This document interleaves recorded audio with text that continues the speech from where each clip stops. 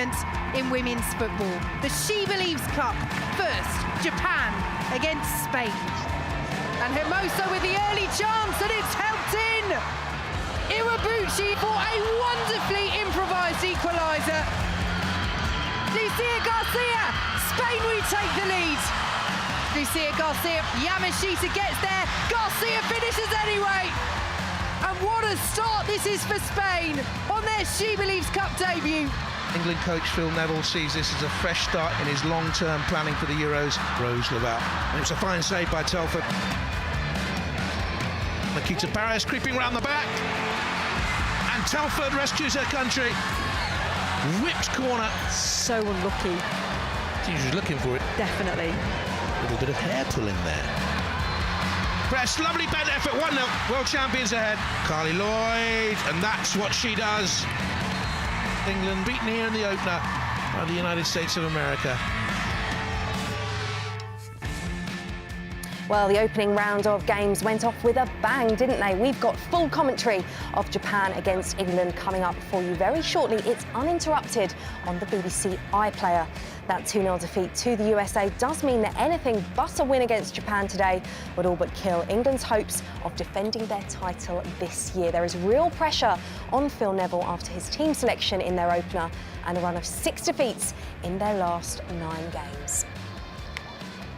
Well, the cricketers had Katy Perry perform ahead of their final earlier. Unfortunately, we couldn't arrange to get her here very quickly in time, but we do have the small matter of 146 England caps between us in the studio. Not between me, I've said between us if I've got any at all. It's just between you two. A very happy International Women's Day to Laura Bassett and Rachel Brown-Finnis. I'm wearing purple as well, very on brand there with International Women's Day, Rach. Thank you very much. Now, I have put the pressure on you there talking about Katy Perry, but Laura, there is real pressure, isn't there, on Phil Neville? I think also, you know, the team really, I think as fans now we're watching with a certain level of expectation, and if we don't get that, you know, we are disappointed. And I think also, you know, we're all left a bit lost and a bit empty after performances, and we just feel like the next game's going to be that big performance that we're waiting for, and it just quite doesn't come. I thought it was going to be the Germany game at Wembley, and it wasn't, and then we've had to wait so long, and it certainly wasn't the other night. I mean, what's bothering me is that there's no real pattern of play that we're seeing that, you know, if we're having to defend it a lot of times like we did against the USA, that we know we can catch them with. And you know, that is left blank for me. I'm not quite sure what our sort of USP is, what our DNA is. He talks about the fact that he's unwavering in his style, and I get that with some of the morals and the way he wants to play, but the actual patterns of play, the technical side of it, we're still falling short. Japan themselves, well beaten by Spain in their first game, but that doesn't tell the full story, does it, Rachel? I know you watched their game, you were on commentary for it, and they were pretty impressive in periods. Japan were in periods, but it was all about Spain, really. But I know we were reflecting on Japan. That goal by Iwabuchi was unbelievable. It's goal of the tournament, you said already. Well, I did. I pitched it as an early one, then Kristen Press went out and scored that beauty against England. But they always have fantastic technical ability. You know how Japan are going to play, you know, from the years that we played against them. They still play out of the back, but what Spain did was press them really high and really stifled that. So we didn't see too much elaborate play, but they can go long. They've got Tanaka starting tonight, who was exciting coming off the bench, alongside Iwabuchi. They are dangerous, and we have been less than convincing at the back. We've got a good record against Japan, so I'm hoping that you know, unless people put it in their own back of the net, then we have got a good record against Japan. So it would do that. I know. But no, since then we really have looked dominant. So, you know, I think this is the huge test. It wasn't the other night, it was tonight. Well, there has been lots of talk about the team selection, particularly after the first game. So let's see how both teams line up for tonight's encounter. We will start with Japan. They make 6 changes, including a recall for goalkeeper Aikida. There's 3 alterations to the back 4, including a new centre-back pairing. Mamiki is recalled and should bring a goal threat from midfield. Iwabuchi keeps her place after scoring that stunner that Rach just spoke about against Spain, while Tanaka is drafted in to lead the line. So let's take a look at the team that Phil Neville has selected. He also makes 6 changes, one of which sees Roebuck replace Telford in goal. The fullbacks are also rotated, with Daly and Stokes coming in. The only midfield change sees Nobbs start in place of Scott. On the wing, there is a first international start for Kelly, while Ingham replaces White as the central striker. So there was plenty of chat, as I said, about who Phil Neville would select. After he did announce his team, he spoke to Katie Gornell. Phil, given the run of form that you're on at the moment, do you accept there's added pressure to deliver a victory today?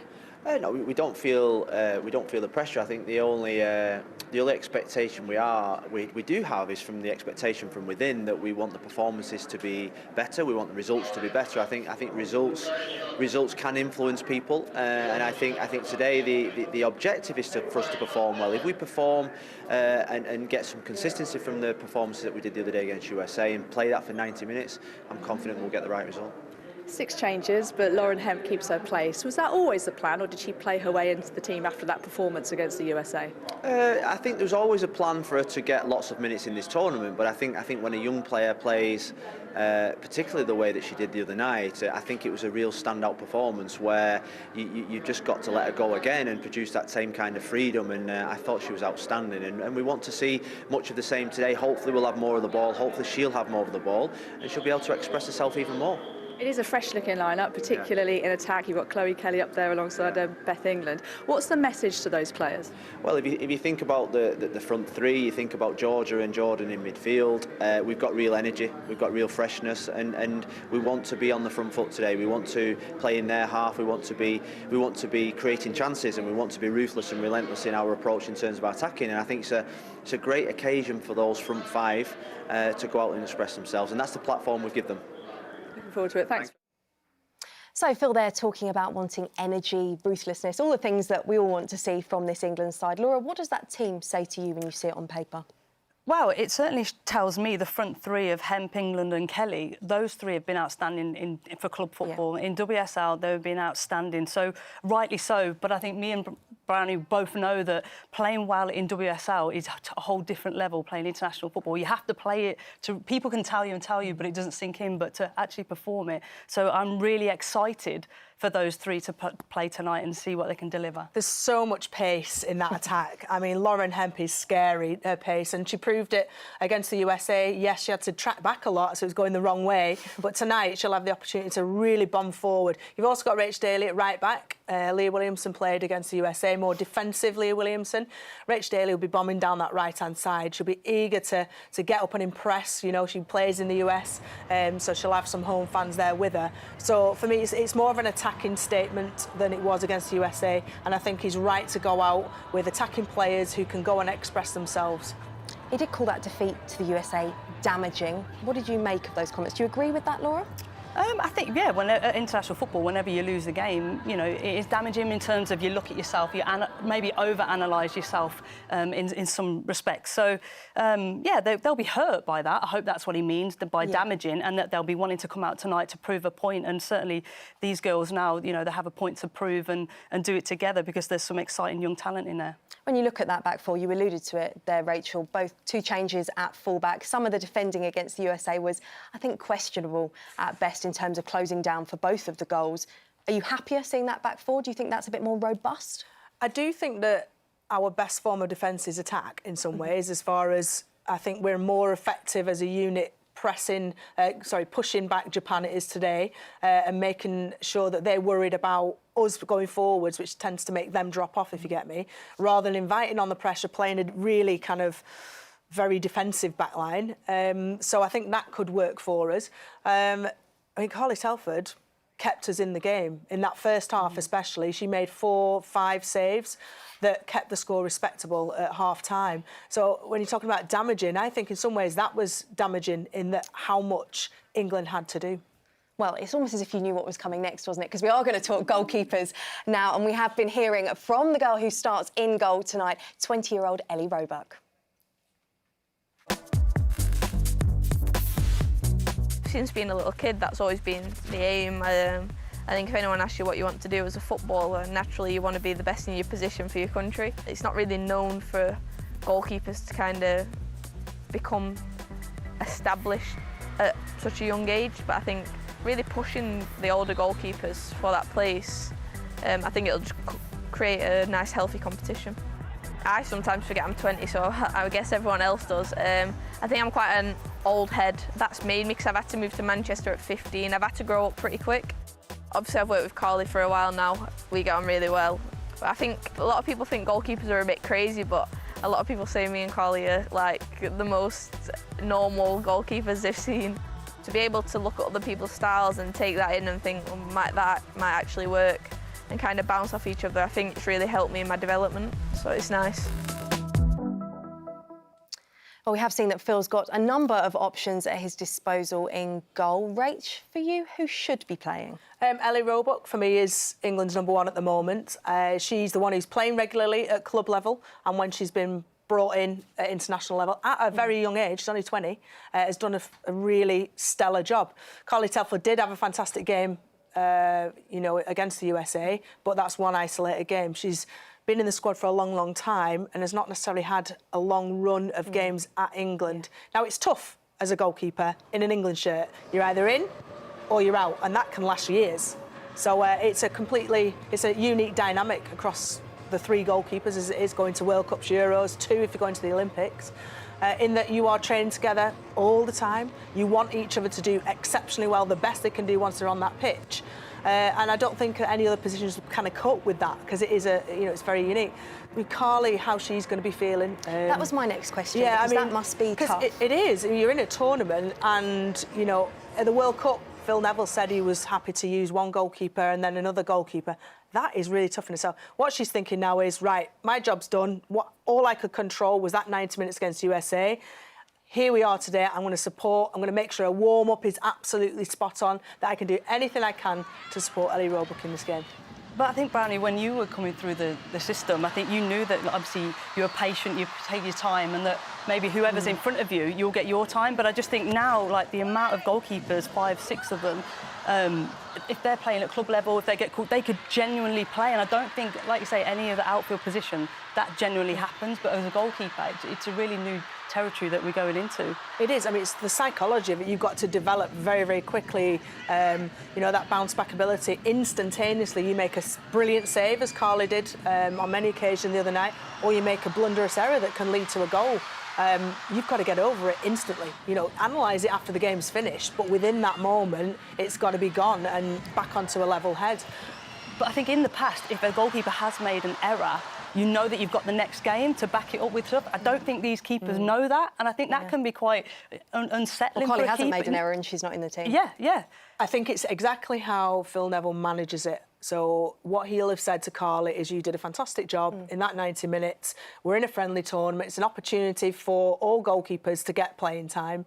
And she'll be happy with that, because you accept that that is how it is at England. At your club, you move to a different club. At England, it's very different. You can't move country, can you? Now, one thing I did want to pick up on from that interview with Ellie there was she said goalkeepers are all a bit mental, a bit mad. I think we can...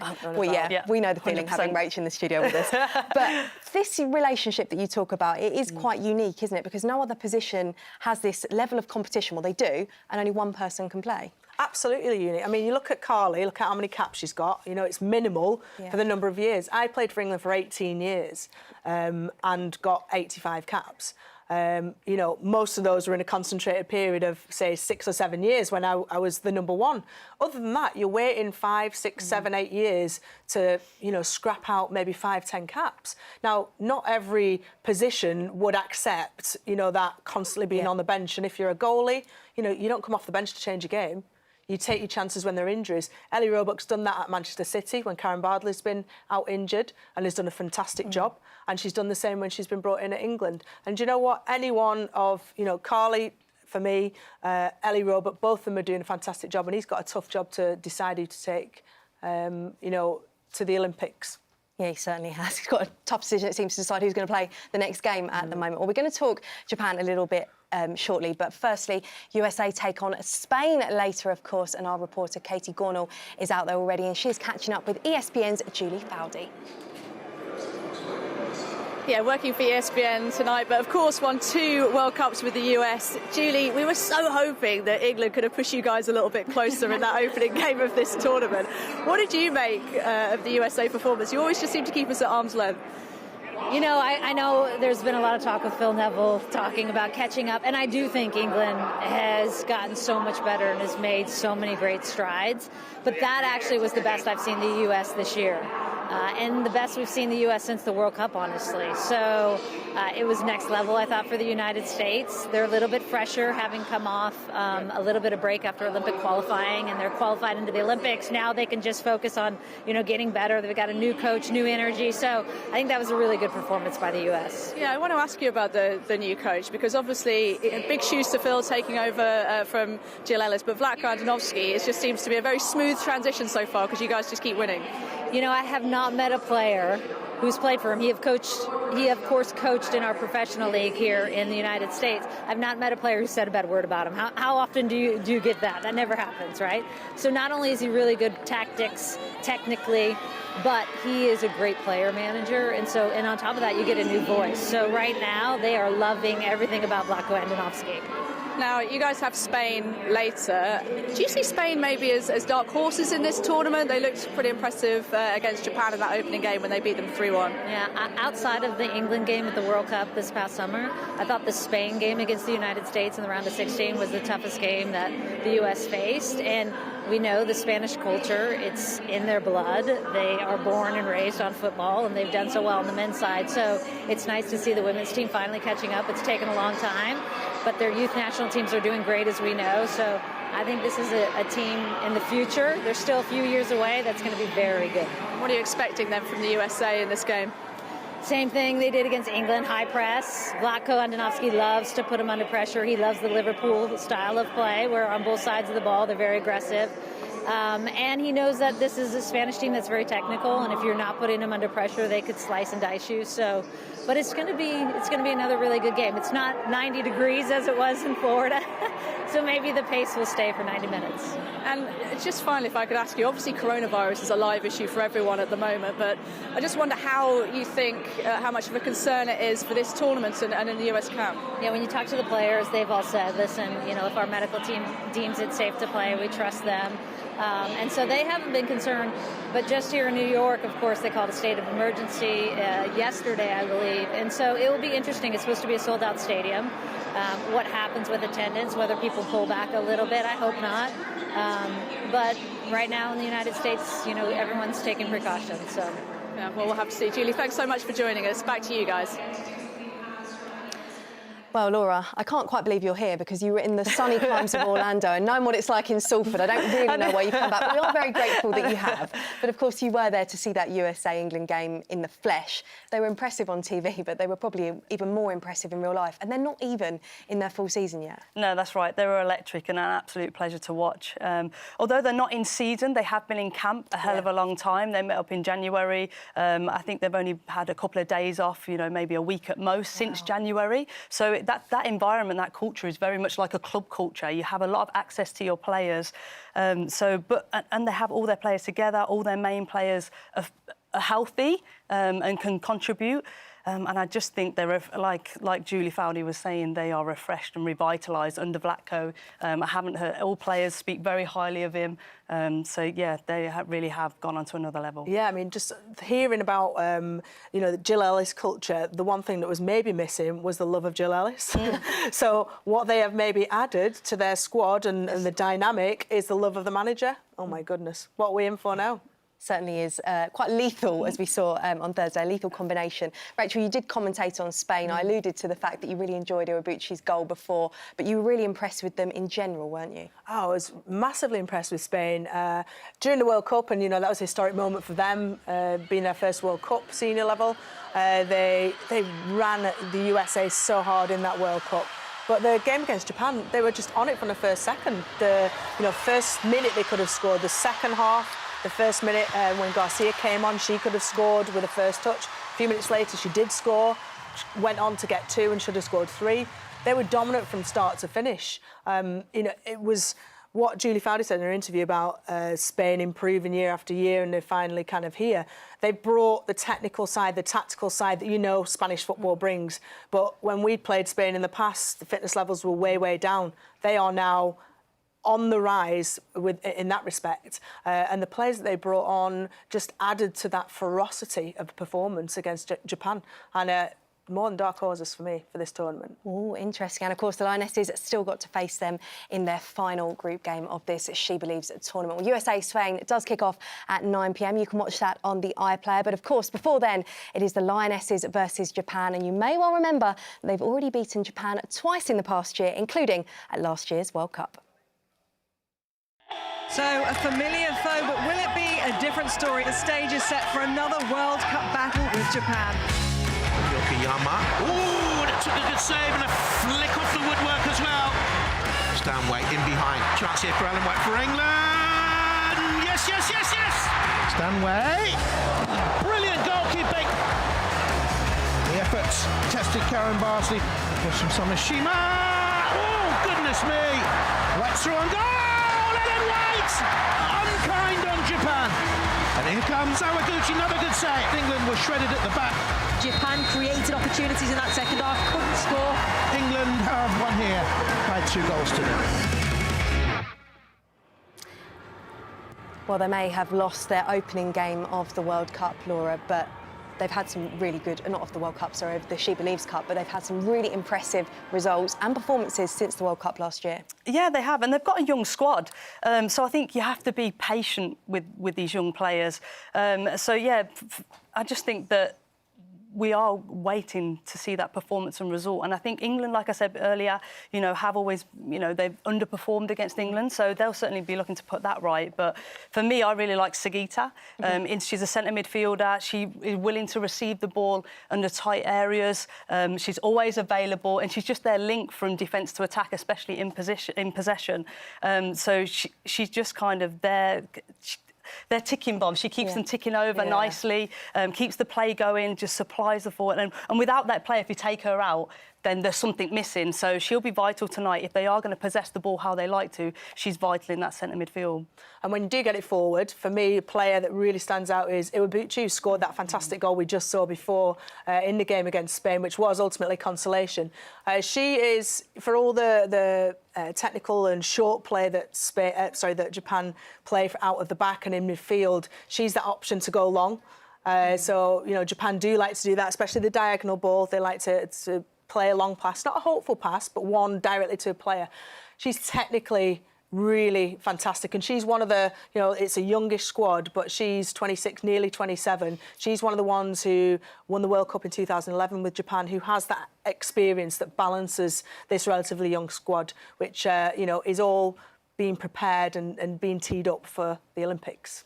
And I was going to say, it's perfect timing for that, really, isn't it? They will want to keep this form going into the Olympics. Yeah, there's a lot of pressure on them, like there will be for us for Euro 2021. When you're hosting a major tournament, it's a pressure, and you want to prove a point because it can be life-changing and changing for your sport back home, and that's exactly what you do. You do want to make sure that everyone's off their seat and excited about you and your team. So there is a lot of pressure on them, and they need to perform better than they did last She Believes. Well, hopefully England will give us a performance that will make us excited for Team GB as well. We are going to turn our attention back now to the Lionesses because Emma Saunders caught up with someone who is making their first start of the She Believes tournament so far. It's the in-form striker for Chelsea, Beth England.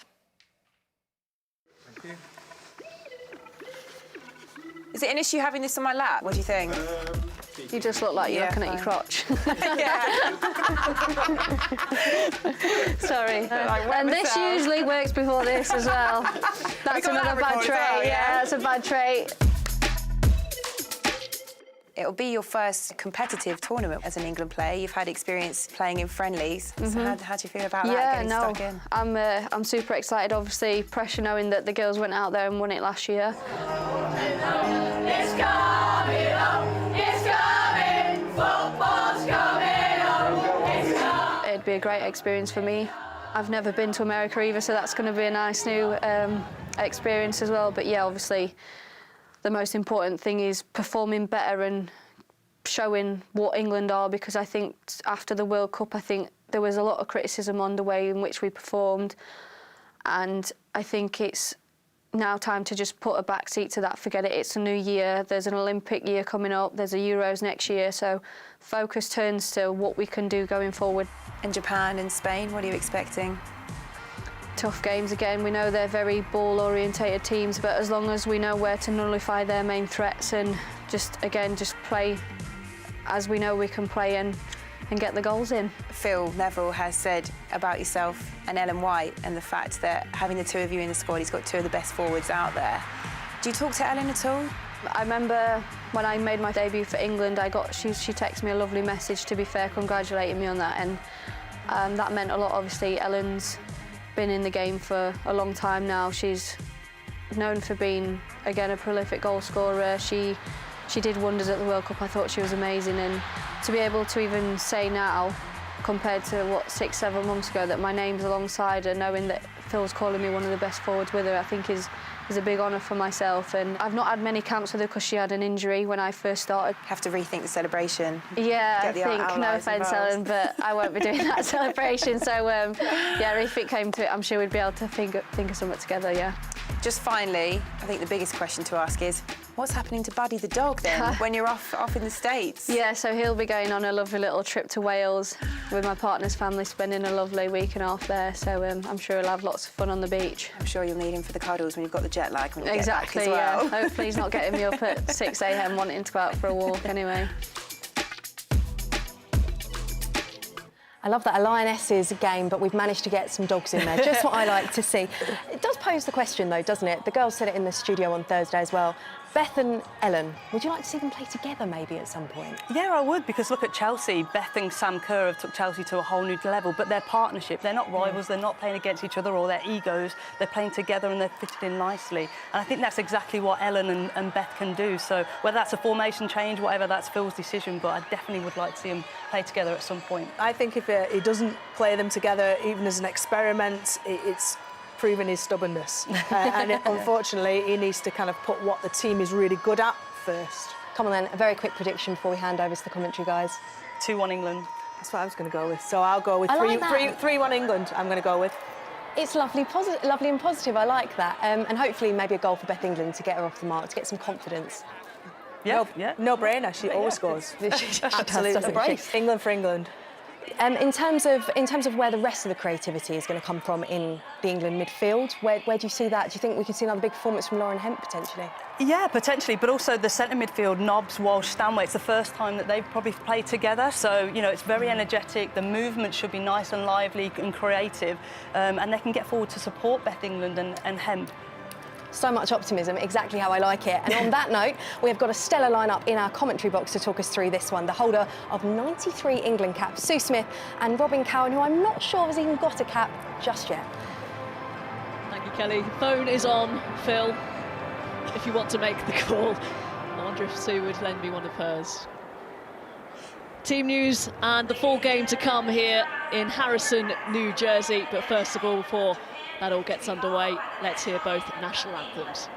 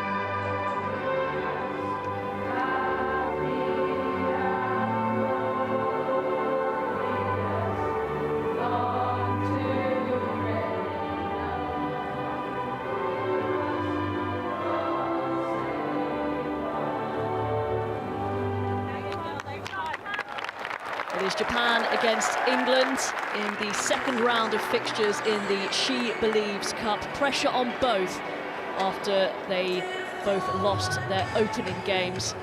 England against the USA and Japan against Spain. England must win, really, if they have any chance of retaining their SheBelieves title after that 2-0 defeat to the United States. For Japan, a much improved performance needed after they were outplayed by Spain.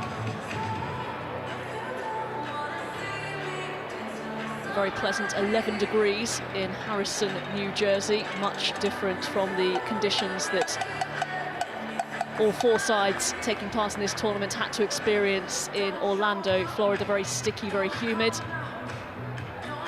Perfect conditions for playing a game of football here. And of course, USA, Spain to come, 9 o'clock. You can watch that on the iPlayer.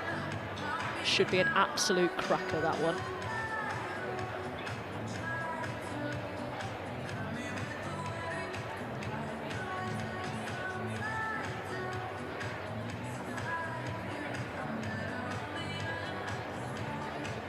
Here are the two teams ahead of this one. 6 changes for Japan. Sakiko Ikeda is in goal. 3 of the back line are replaced with Shiori Miyake and Meo Doko forming a new centre-back partnership. Sato Maegawa comes in at left-back. Captain Saki Kumagai, who had a difficult evening against Spain, drops to the bench. Yuka Mimiki comes in as a winger. She scored 2 goals in the SheBelieves Cup last year. And there's a new partner up front for Mana Iwabuchi. Mina Tanaka came on as a sub against Spain and impressed enough to earn a start. And here is the England lineup, 6 changes for them too. Ellie Roebuck starts in goal. Rachel Daly is in at right back. Demi Stokes replaces Alex Greenwood on the left. Jordan Nobb starts in midfield, and there's 2 new faces in the forward line. Beth England comes in for Ellen White. Lauren Hemp keeps her place on the left, and there's a first senior start for Everton's Chloe Kelly.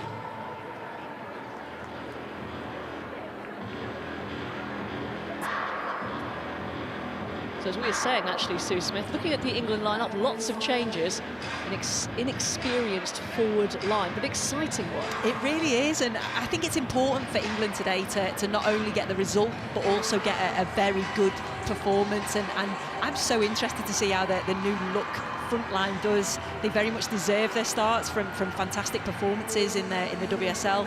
This is the next step now, so let's see how they do. And like I say, it's exciting, there's energy, there's quality there, so yeah, it should be good to watch. 2 coaches, Phil Neville and Asako Takakura, facing off once again.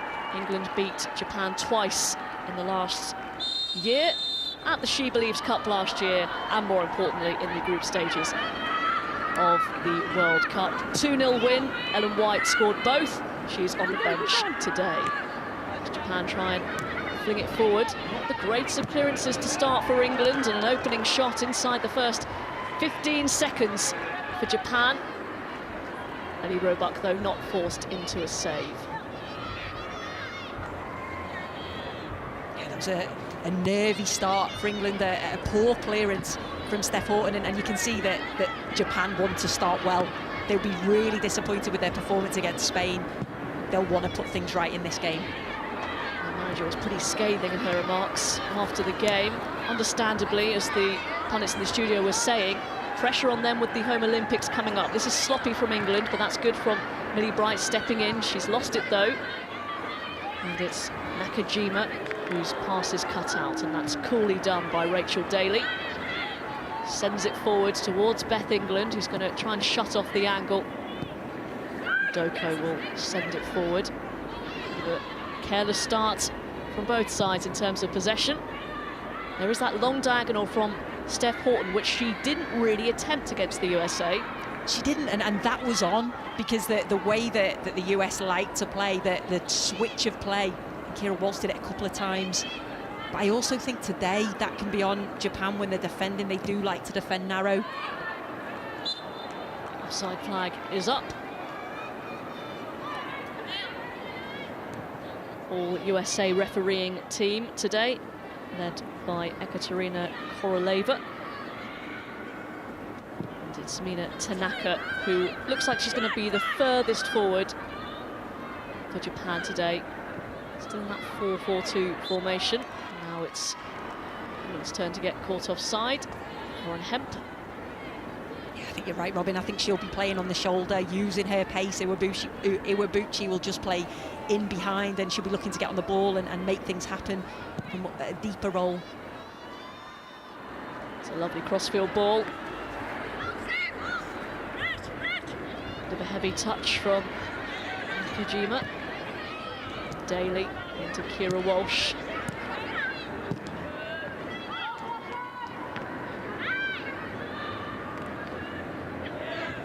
Jordan Nobbs handed the start today, came off the bench against the USA and did make a difference. England's trying to find Lauren Hemp. Oh, that's a mistake from Japan. Hemp is in! Corner kick. The goalkeeper did have to make a save. Lauren Hemp so close to her first senior goal for England. Absolutely brilliant from England. Initially, Beth England putting the pressure on, plays the ball through to Lauren Hemp. I actually thought that was just going to sneak in the corner, but this is what she provides. You know, when she gets herself into these positions, she will test the goalkeeper. She'll feel herself she should have scored that. It's a good opportunity. Good play from England. From a Japan perspective, goodness me, I mean, that was pretty much a carbon copy of one of the goals that Spain scored. That is not good news for them. Stanway is going to deliver this corner. Low to the near post. I wonder if she did mean that and hoped that there was a runner there. Nobbs exchanging passes with Stanway. Crosses charged down into the arms of Makeda. Yeah, you're right, Robin, exactly the same situation when they played Spain. They do play a very high line and it's often very disorganised, so if England can get the ball through to the pace of Hemp, Kelly on the other side, certainly got a chance.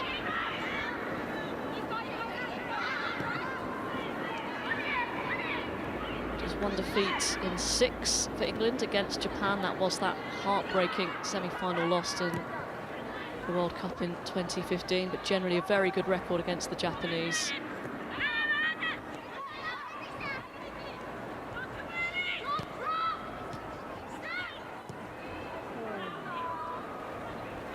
I'm sure they would have watched that Spain game back and seen the defensive frailties that they showed. I think that's probably why they've made so many changes, particularly in defence. You know, Endo playing at left back isn't a natural left back. She's caught out of position so many times, so Maya Gower was obviously coming into that position, but you could see straight away from that chance that line is still very high. Debbie Stokes of Manchester City to her teammate Lauren Hemp. Who did come out of that USA game with a lot of credits in the bank. Very good performance from Lauren Hemp.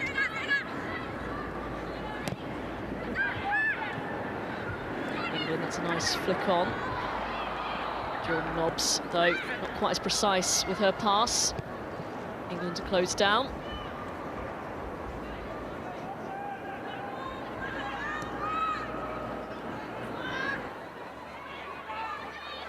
Nice play from Kira Walsh.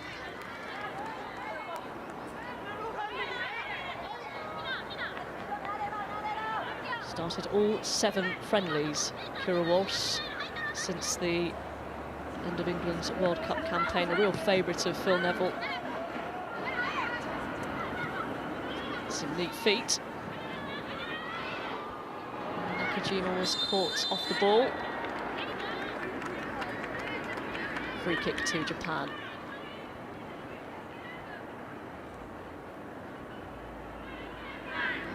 It was a good tackle from Rachel Daly. I think it was the one previous, wasn't it?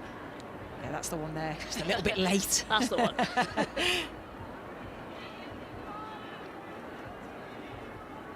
Really interested to see Chloe Kelly. She's had such a great season, although I think mainly playing through the middle for Everton. Yeah, she can play either side, can play through the middle. I'm really pleased for her because I think she's another player that certainly deserves her start and see what she can do. Bolton gets ahead to the ball, but again, clearance falls for a blue shirt to Japan. It's a wild effort.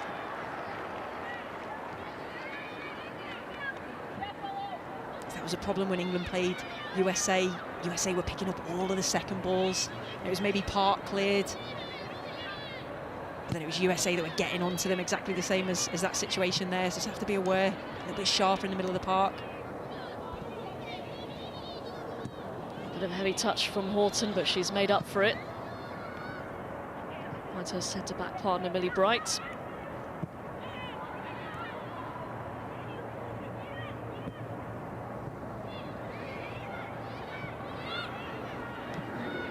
Rachel Daly coming into the side. Phil Neville did say that she's very much in pre-season, so perhaps her playing time will be limited during this tournament. Stanway, lovely ball. First touch from Kelly, takes it away from her.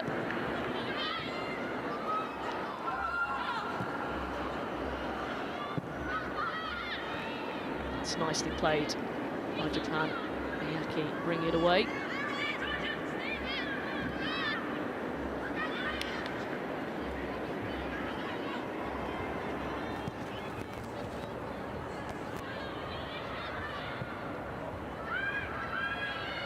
Lovely ball from Horton. Daly.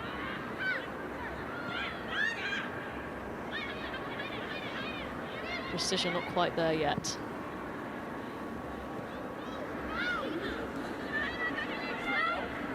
Bucci's made the run forward. Here's Miura. Sending it forward. This is nice play from Japan. Good tracking back from Lauren Hemp.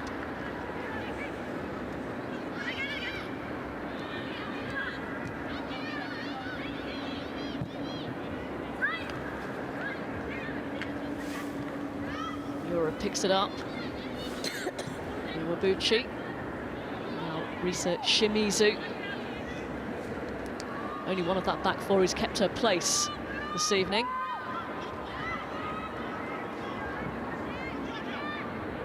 Doko.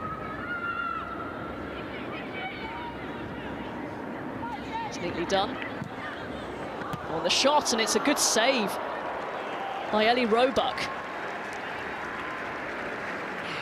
Really strong hand there from Roebuck, and that's what England have to be really mindful of. They find little pockets of space just in between the defence and the midfield. It's a decent effort, and it's a very good, strong hand to put it out for a corner.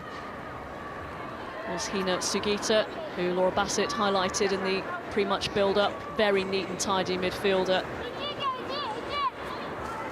She knows her stuff fast, doesn't she? Oh. Not cheap, though. Bring her in here, all the way from Orlando. It's well defended by Millie Bright.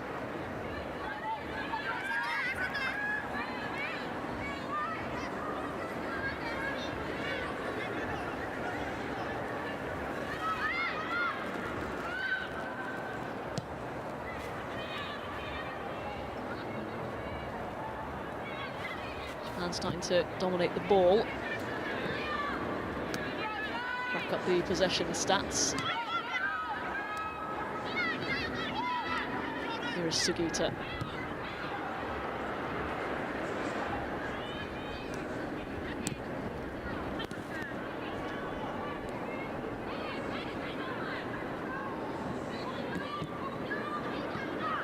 Ricochet does favour Japan. Very congested right on the edge of the penalty area there, and another pot shot this time from Shimizu. Starting to shoot from range, Japan, aren't they? They are, and I think that's probably down to how England are defending. They're trying to keep it very compact and very narrow, and saying to Japan, you're not coming through us, you need to go round us.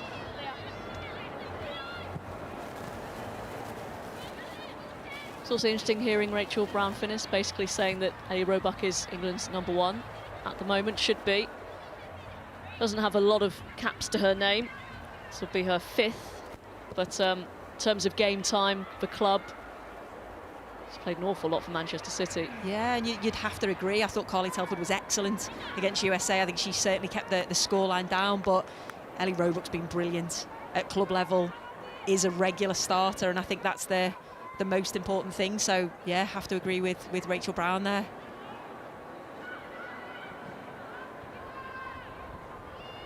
even though she did call me old in the last commentary. Did she really? Yeah. Can't get away with those sorts of comments. We're always listening.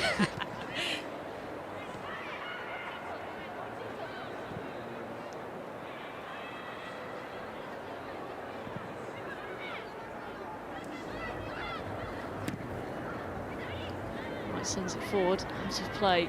A sloppy start really from both sides.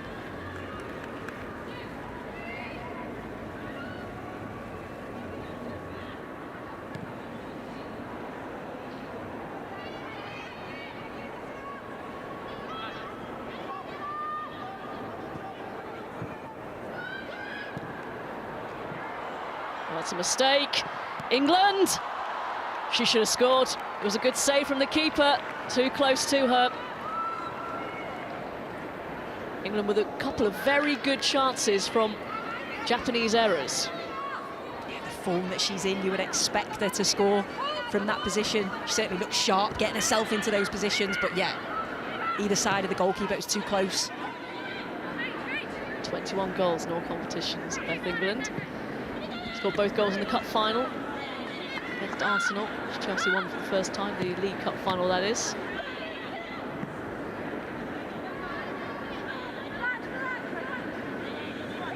I think this is the opportunity here again, just a mistake, and straight away Chloe Kelly, brilliant ball through. Good first touch from Bethany England, puts it on a plate for on her right foot, but just too close to the goalkeeper.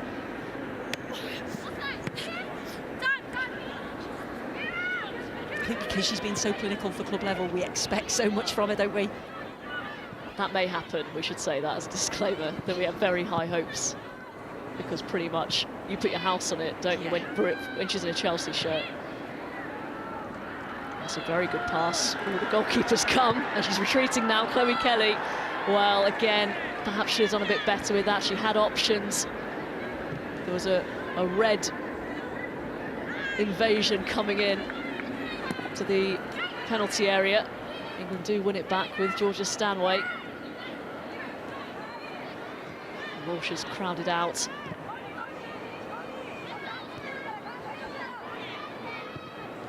Pace of England, though, either side, certainly causing Japan problems. But yeah, Chloe Kelly, if she'd have just got a head up there, I think it was Jordan Nobbs was just coming in on the edge of the box. Just a little cut back to her.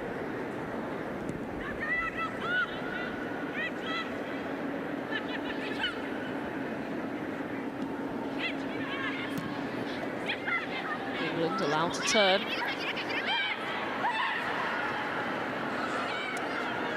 There's Nobbs. Delivers towards Hemp. A great defensive header that was from Shimizu.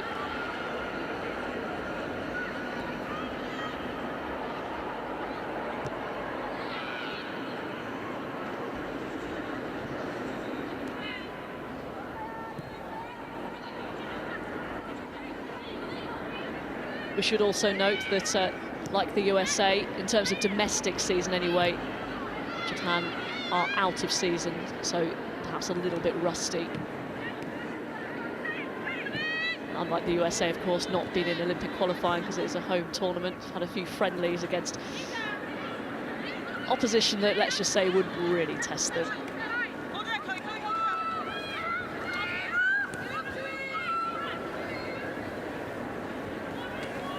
Patient play from Japan.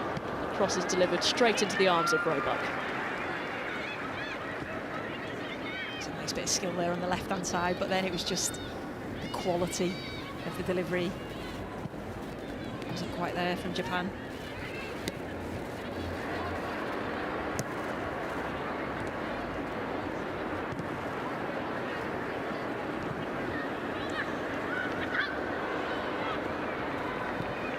Kelly dispossessed. Kojima delivers. Bright gets a toe to it. This might be the first corner. Steph Horton can't prevent it.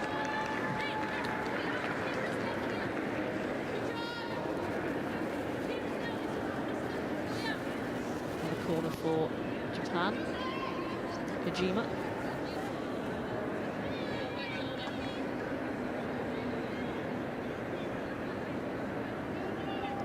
last all 4 World Cup games. Disappointing showing in the end for Japan, knocked out in the round of 16 by the Netherlands.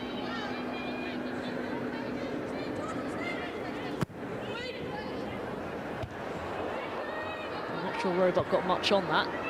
Instead, England are making a meal of clearing this. Eventually it is sent away from the England goal. It's certainly been something that they've been working on and wanting to improve on, the defensive set pieces, crosses into the box, and I thought they were much better against USA in that respect.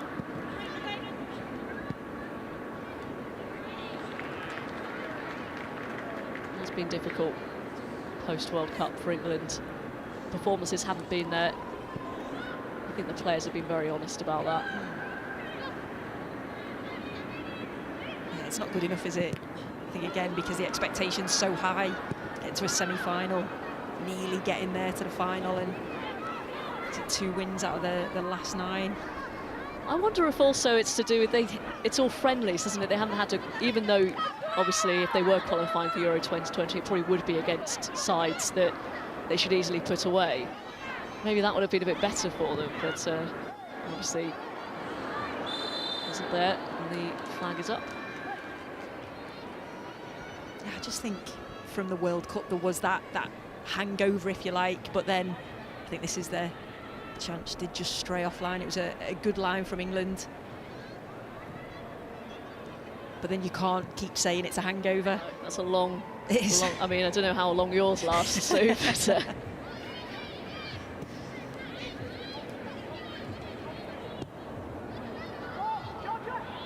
Lily Bright, excellent season for Chelsea.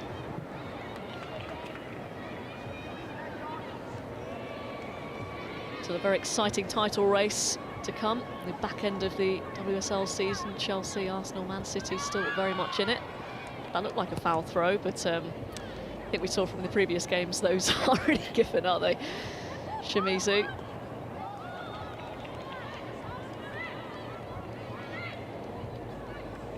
I think with England having the extra player in midfield, they just have to be patient, find an opening, and then when you can find one of those midfielders, all 3 of them are comfortable on the ball.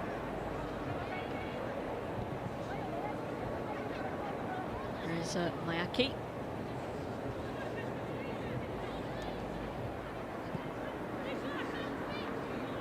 To Maegawa.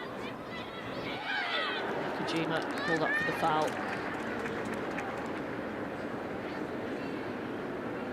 Daly herself is in pre-season, lining up for the Houston Dash once again when the NWSL season starts next month.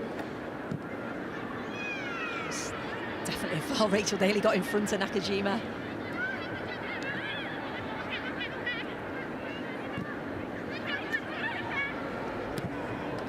Daly goes long.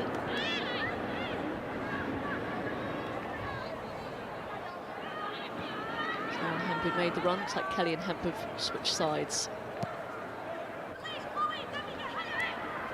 Mamiki. Scored against the USA and Brazil in last year's SheBelieves. He's won a foul. Takes it quickly. Kojima's there. The layoff. Tanaka trying to get onto it. Instead, it's England who get possession back. A bit more tempo needed, I think. Definitely, I think because Japan like to keep the ball, you know you're going to be without the ball for long periods of time. I think when England go and they go quickly, they cause them problems.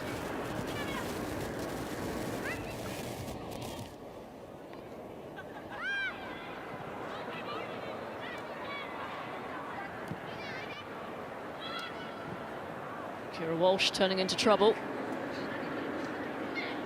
Sugita, now Nakajima.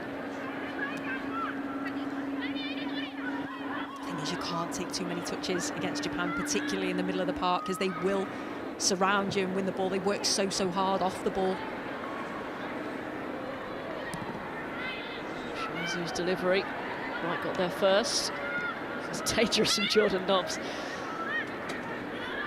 But a good decision in the end, because England have worked this very well. Stanway just overran it.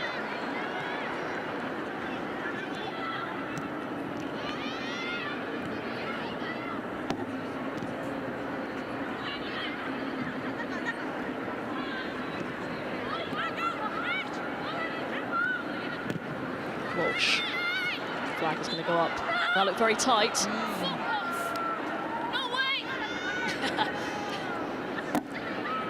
Lovely northeast accent coming out in Jordan Nobbs. Not convinced by that decision. I think it was very tight. I can understand why Jordan Nobbs, I think we'll see it here. This is what she's done so well. Yeah, she is offside. I was wondering if the centre half, I don't know if she was playing her on, but yeah, it was the right decision. Well, that is where England can find some joy, though. There's so much space, either in the channels or in behind.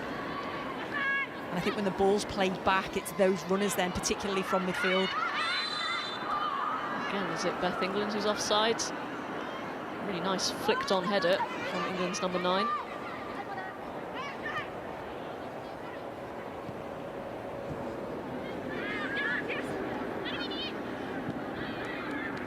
Into Stanway. Beth England. Again, the flag is up. 3 or 4 offsides in quick succession.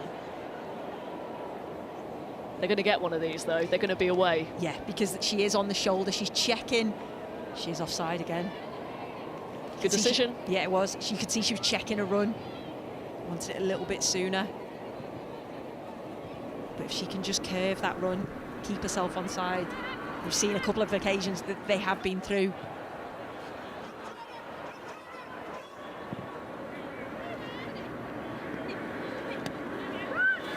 Gow's touch took it away from her. Nobbs gearing up for the early cross, instead finds Hemp. Nobbs closed down. Now Daly.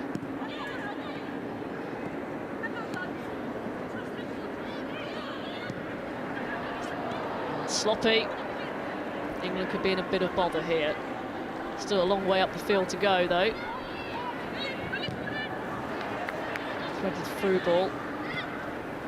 Doesn't quite find its intended target. It's back to Iwabuchi. Now Sugita.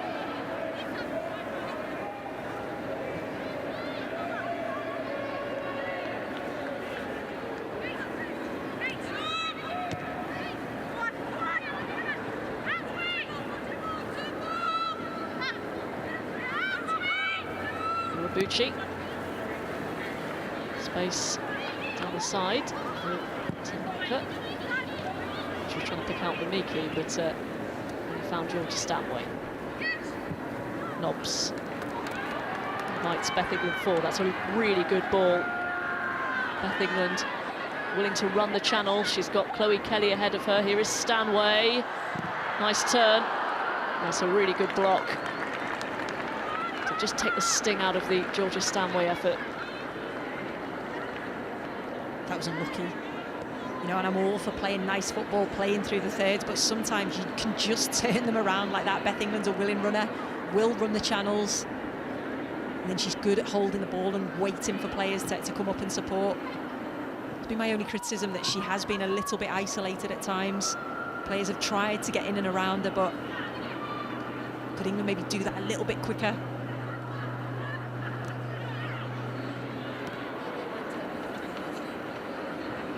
Mimiki back to Risa Shimizu.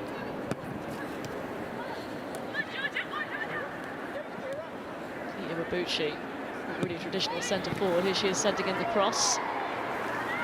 Quite got a foot to it. Daly and now Nobbs.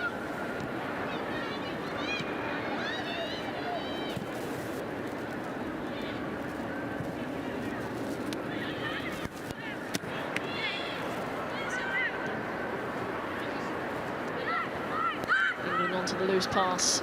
Stanway. It's cut out.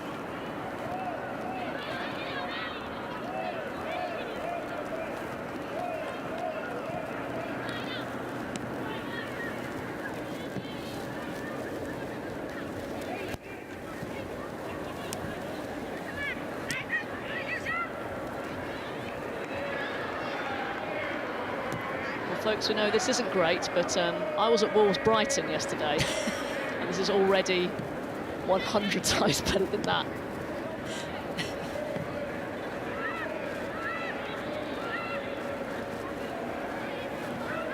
It's just been a bit sloppy from both sides, hasn't it?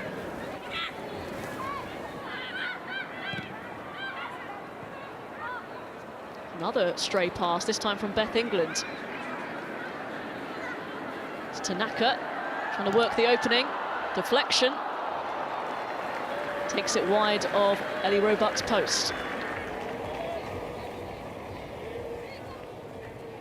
It was just a straight pass this time from Beth England, and straight away Tanaka, that's what she'll do. She'll run at you. She'll try and get that little bit of an opening.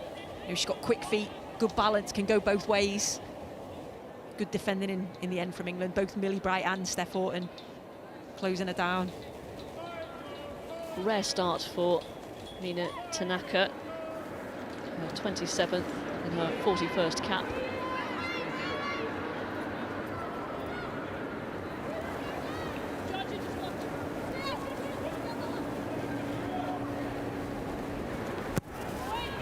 Nakajima sends it in. Bright gets there first once again. Sugita.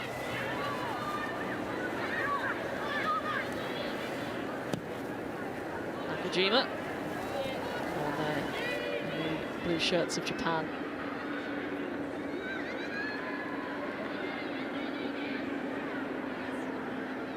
A reminder, you can watch the next game on the iPlayer from 9 o'clock, USA versus Spain. Complete the second round of fixtures in the SheBelieves Cup tournament. Kira Walsh has lost it. No foul, says the referee. Iwabuchi will try and dig this out. And Bright slides in. I wonder, the World Cup, if the video assistant referees would have taken a look at that, see if that was handball. Thankfully, no such distraction here. England on the attack with Chloe Kelly. Neat turn. Trying to beat her player 3 or 4 times. And the cross only finds the gloves of Ikeda.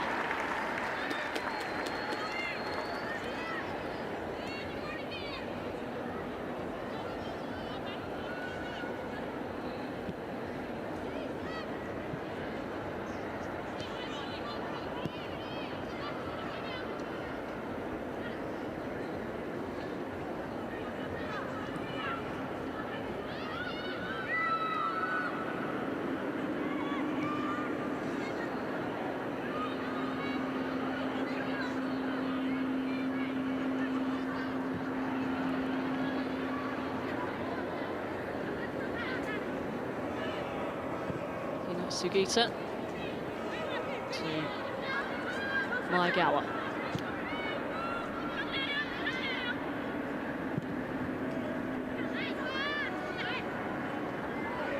Tanaka finding space between the lines. Shimizu couldn't take it under her possession.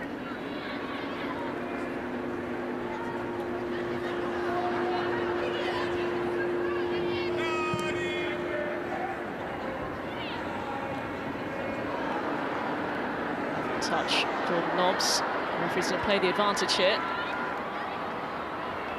England making her move. Beth England, another good save from the keeper, and cleared by Shimizu. And they keep going. Nobbs thought about the shot. Instead, here is Lauren Hempt.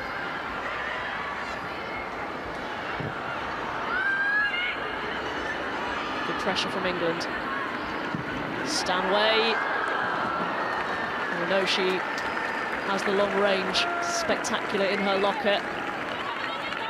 She's certainly got the ability to do that. What a lovely little touch there from Jordan Nobbs. But she doesn't just admire it, she then continues her run forward, and it's her ball into Beth England. Good movement this time. Beth England stays on side on her right foot, but again, just can't quite get it either side of the goalkeeper. Certainly coming though. She was right to take it first time. Yeah.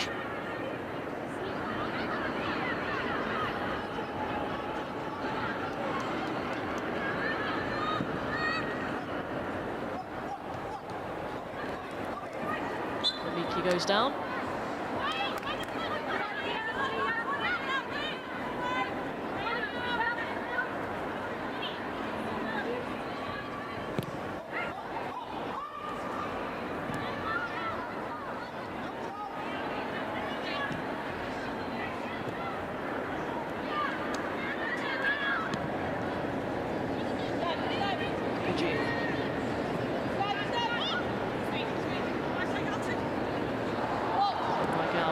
Overlapping run. Daly deals with it.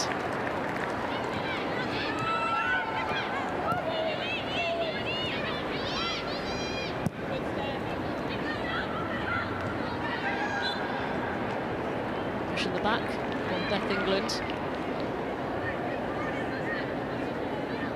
Such aerial ability. I think she's won pretty much every header. Yeah. And that's the thing, it was good play from England, eventually goes back to the captain, Steph Horton, she plays it forward, and you know that Beth England's going to win the header, so it's just a case of then gambling, and it's exactly what Georgia Stanway tried to do, either played on.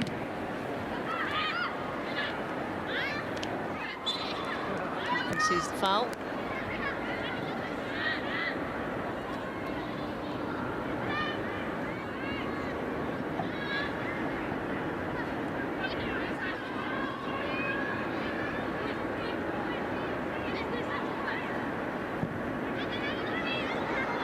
Ball over the top may have done for England. Ellie Roebuck gathers. Tanaka was tantalisingly close. And it was good defending in the end from England, but she just got in between the two centre-halves. Clever, intelligent run, that's what they can do. I think this is it here, it's just a nice ball. You can see she's just in between the two centre-halves. She is onside. In the end, I think it's really bright. Puts her off, and Roebuck's off the line quickly. It is the defensive side that has been the most concerning facet of England's run. Those 9 games, they've lost 6, conceded at least twice in 8 of 9 of them. And just the 1 clean sheet. And 1-1 against Portugal during that run.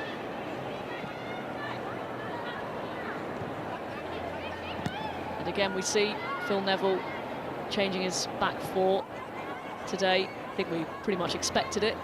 At least we see Steph Horton and Millie Bright playing back-to-back games, which has been not often enough, really.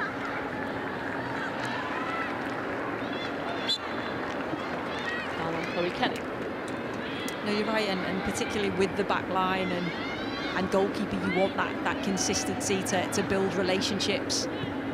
Good defending there from Kelly, getting back, helping Rachel Daly out. I understand you need to give players opportunities and chances, but if you do want to develop a consistency, you have to play players together. It's true, and this is the place really to perhaps experiment a little bit, because we're ignoring the Olympics, which Phil Neville said they are with this camp, banned from talking about it, I think he said. The Euros aren't for another 18 months.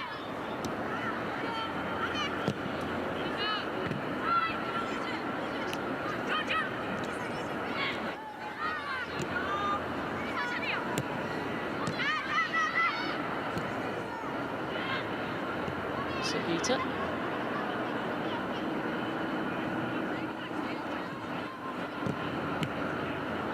Stepping in.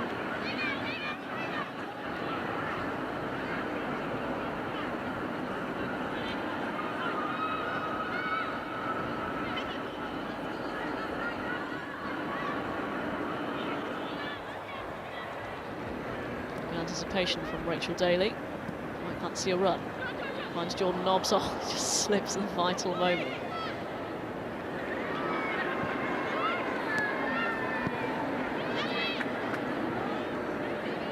It's good covering from Chloe Kelly, just in that right back position as Daly was up the field. England. She spotted a handball, maybe? Yeah, I think that's what she was saying. Certainly not offside.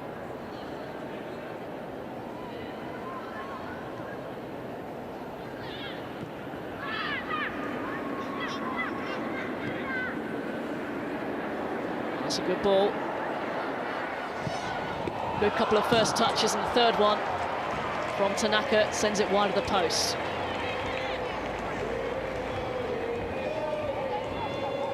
Roebuck actually gets a hand on this as well. She is onside, well timed, this time in between the centre half and the full-back. That big touch out of her feet just takes her that little bit wide. With the angle's difficult then, that touch from her knee. I think it was probably going into the side netting anyway, but Roebuck has to make sure. Look lively, Tanaka. Luka Mamiki to take the corner kick. Again, Lily Bright is first to it.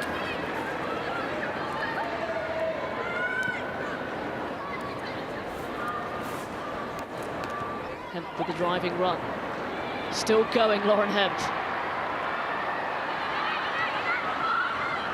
Picks out Kelly. Just crowded out. One of the trademarks of Lauren Hemp's game, the rampaging run. Chloe Kelly dispossessed.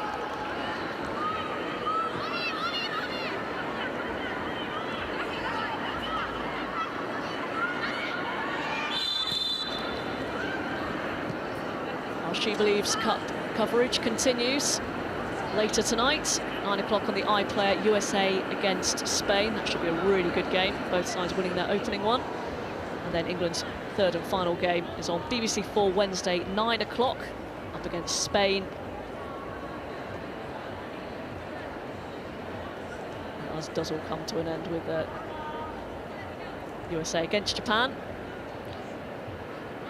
which will start at midnight. Problem here for Japan. Yeah, I think Shimizu just rolls her ankle as she makes that challenge on Chloe Kelly.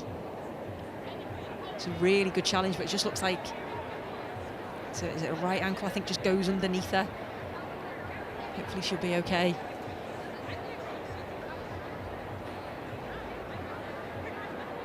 Still yet to really spark into life. I think England in particular, Beth England, has shown a couple of really good touches and perhaps should have done slightly better in front of goal. But really had that spark yet, have we? No, and I think Jordan Nobbs has made some good runs from midfield, causing that overload. I think I mentioned earlier, because they've got that extra midfielder, it allows Jordan Nobbs to maybe get forward. If she is in the midfield, then you can get Kira Walsh on the ball. We know how good she is at spraying passes. But yeah, it's still a little bit quiet. As exciting as we thought it might be. Always have high hopes going into this. Well, Shimizu looks like she's going to be able to at least test herself. They're ushering her back to the stretcher. Let's see, she desperately wants to play on, doesn't she? Yeah. She's had a good game, hasn't she? She has, yeah, and I thought she was actually okay against Spain. And she was the one that played the ball for Iwabuchi. I think this is where you can see it. If you just see, just goes underneath her. It's not nice to watch. Ouch. Looks like they're holding off with a substitution at the moment. Continues to receive treatment, Risa Shimizu. You're absolutely right. I think she was good against Spain. They targeted the other side, didn't they? They did.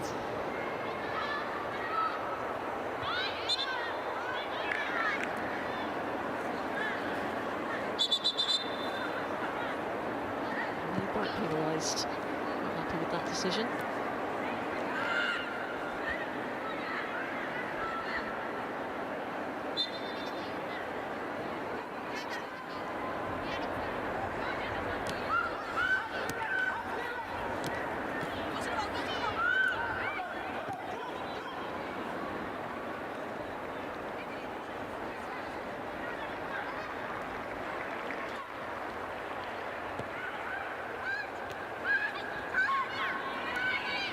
Strength from Millie Bright.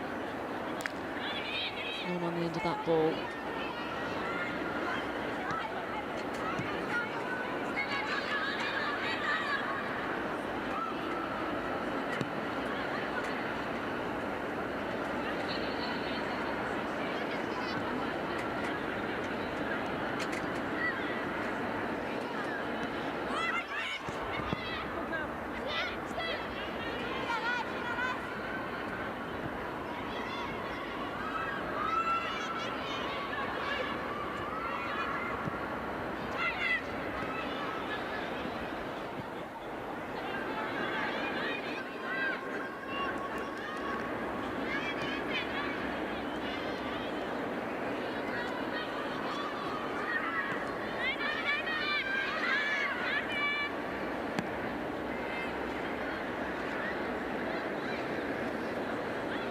take. Tanaka. There's a 4-4-2, very fluid, isn't it? Especially the two front players. Yeah, the movement's great. And if you watch Sagita as well in the middle of the park, so intelligent with her runs. And that's where, from an England perspective, defensively, they have to stay patient, stay organised. You can't just chase around.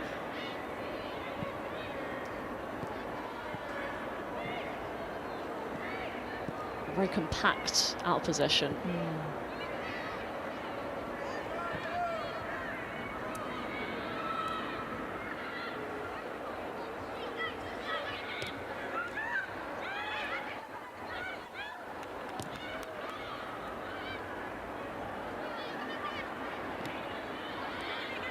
Steph Horton wanting some more options, trying to look for Hemp.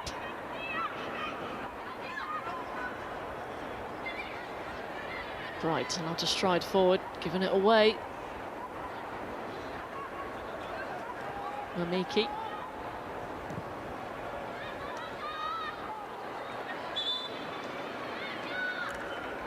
And Shimizu clearly can't continue.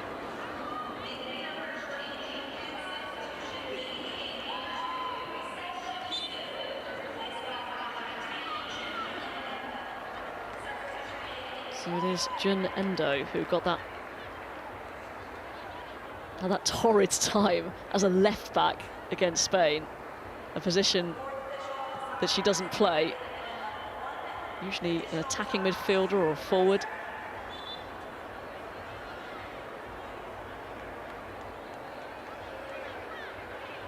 We'll have to wait and see if she is going to line up on the right.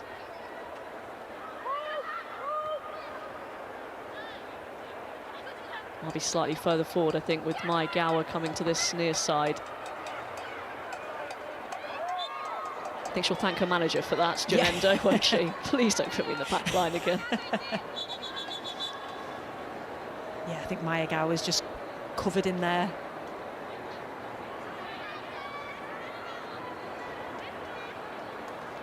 Lauren Hemp told to calm down. I'm sure many of those words she took on board.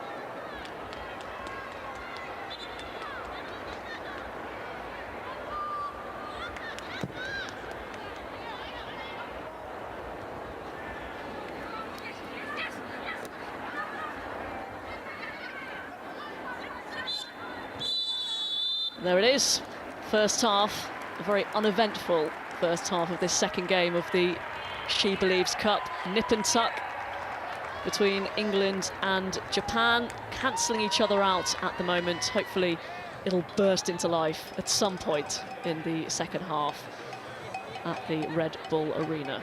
Half-time, Japan 0, England 0. Well, Laura, you said before the game that you were looking for a performance to excite us. You've been looking for one ever since last summer, really. Was that first half, did you see any signs of the performance you're looking for? Yeah, I saw signs of it. I think it's a really open game. Both teams are in it. The things that I am positive about is we've had 2 one-on-ones. So really we should be 2-0 up. At international football, you have to be ruthless. In the World Cup, the form that we had, I think we would be 2-0 up. So it's a positive that we're creating those chances. Disappointed that we're not taking them because we are a top team now and we need to be taking those chances. But it's certainly open, but I think England have just edged it. So there's signs. If we can take it to another level in the second half, that would be the positive performance, and score and be ruthless. That would be positive, sure. Yeah, positives as well. The front three, I mean, Beth England's been outstanding, had a couple of chances. Lauren Hemp and Chloe Kelly down the right have provided, you know, pace across that front three.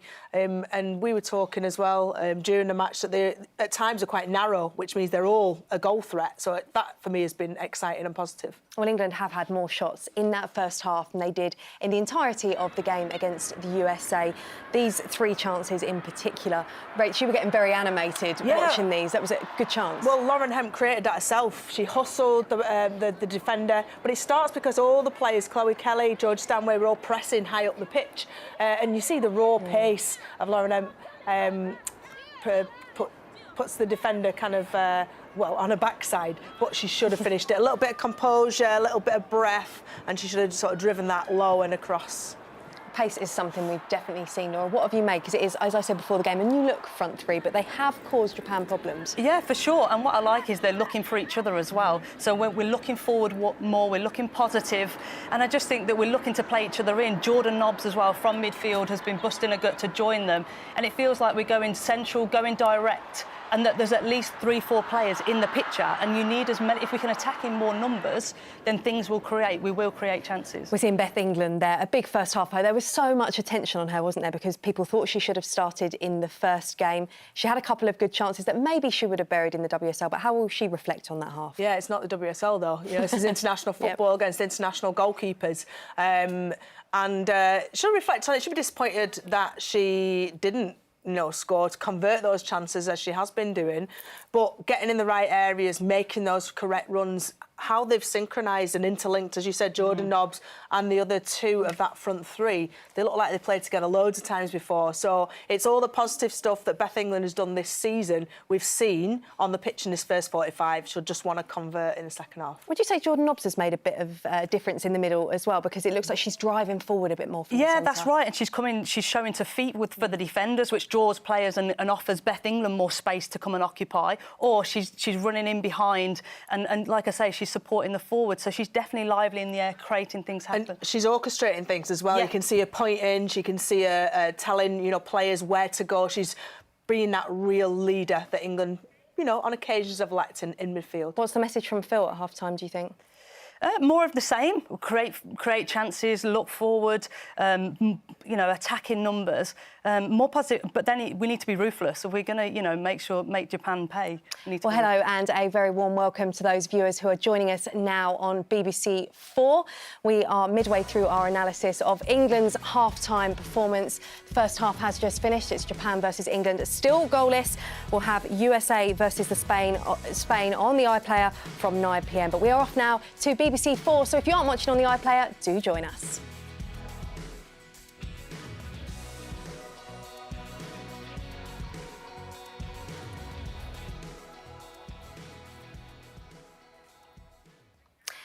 Well, thank you to those of you who have turned over your TV and stuck with us on BBC 4. It's great to have you with us. It is goalless between Japan and England as it stands. I'm joined in the studio by Laura Bassett and Rachel Brown-Finnis. We've discussed England already. Let's have a little look at that Japan first half, because they also caused England lots of problems.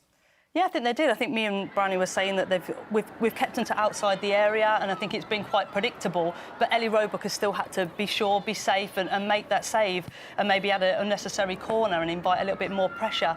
But, I think you can see some of the tracking in midfield, and it's that in between. If they get in behind our midfield, do our defenders stay or come out? I think ideally you'd want a centre-back to come out, but if there is that uncertainty, it's difficult. It is, and Japan can punish you. Yes, they can play short passes in midfield, but they can play that long, more direct ball. And Tanaka has been. She came on at half-time in the Spain game, and for me made a huge difference. Just that raw pace and ability to be direct. She's got on the back shoulder of the England defenders and caused us problems. I'm surprised you haven't pointed out that you highlighted Sagita before the game. We've just seen one of her chances there as well. Yeah, that's right. She's been pivotal. If you give her time and space, she can pinpoint any ball, left or right foot. We saw that fantastic left-footed shot we had. So I just think, we need to... Although we're very good in midfield going forward, Kira Walsh in possession can spray any ball, but out of possession, that midfield need to really get tight to prevent them having time and space. Jill Scott, who's not playing tonight, she's one of those tenacious players who, out of possession, will do endless running to try and put pressure on the likes of Sagita, who can be influential. Laura's girl, Sagita. I feel like we have to also talk about Ellie Roebuck as well, because we talked about her before the game and we saw that she did make a couple of good saves as well. Yeah, when called upon, she's been concentrating on it. She's been ready to deal with whatever's been in front of her. There was, one cross that when she analysed it, she could have probably done better with. But, for a 20-year-old coming in, assuming the #1 jersey for England, she's done a really steady job. She's a pretty good talker on the pitch. Things look organised in front of her and the distribution's been solid. It has, and the fullbacks as well, something we talked about before the game as well. We wanted a more solid back four. What have you made of Rachel Daly, for instance? Yeah, we're used to having Lucy Bronze, aren't we? Very powerful, very quick. And Rachel Daly has those physical attributes in abundance. So when we're used to, you know, we tend to be right-side dominant, and I think we still are today. Rachel Daly fits that profile perfectly, and we've seen in the World Cup she can play higher up. You know, she does like to attack. For the NWSL for Houston, she plays as a centre forward, so she likes to go forward anytime she can. But I think she's been very solid today. So, Phil, overall, be happy, hopefully, with that first half. Well, there is second half commentary coming for you very soon, but there is plenty more football and sport to look forward to on the BBC. The USA and Spain go head-to-head on the iPlayer later tonight. England's final game is live on BBC 4 on Wednesday nights.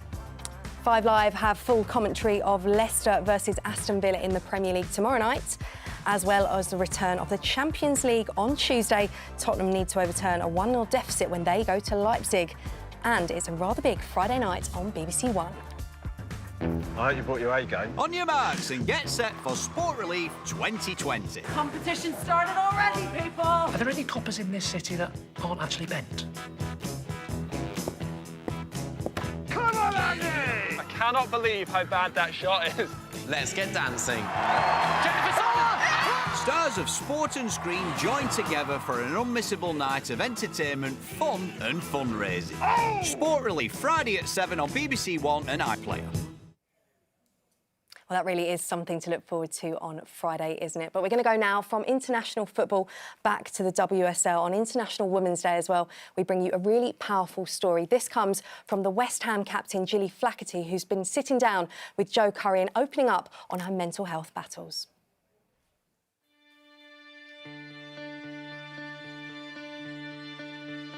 I didn't know what to do, I didn't know where to go, I didn't know who to talk to. I went through tough times. If I can get myself out and save myself, then anybody can. I'm bubbly, do you know what I mean? I'm outgoing, I'm always smiling and always happy, and that's how I am now. But that wasn't how I was 11 years ago. I've always had the side of me which is probably my biggest critic. I'm so tough and harsh on myself all the time, and that stems from a very young age like that. I just never thought that I was good enough. I remember being 16 and a coach telling me that I was fat, basically. I was living away from home. I wasn't close to my family at all. When I was 10s, 12s, 14s, like if we lost, I'd cry because it hurt that much. And then it got to an age where I was 15, 16, 17, where crying weren't allowed. And then obviously I was dealing with the fact that I knew deep down that I was gay and I didn't know how to handle that. So there was a range of things that I was dealing with, and to be honest, completely honest, I didn't deal with them, really. Was there a point where things got really bad? Yeah, there was a point when I made the decision that I was going to take an overdose at 17. And yes, sorry. Don't apologise at all. It's a huge thing that you're talking about. And it was so, like, sad now when I think about it, because I should have spoke to my mum and dad, do you know what I mean? And I remember going to the hospital, my mum and dad coming in and crying. The reason for me doing it was because I just couldn't cope. It was just such a build-up that I didn't know how to handle it, and I just thought, do you know what, I'm just better off not being here.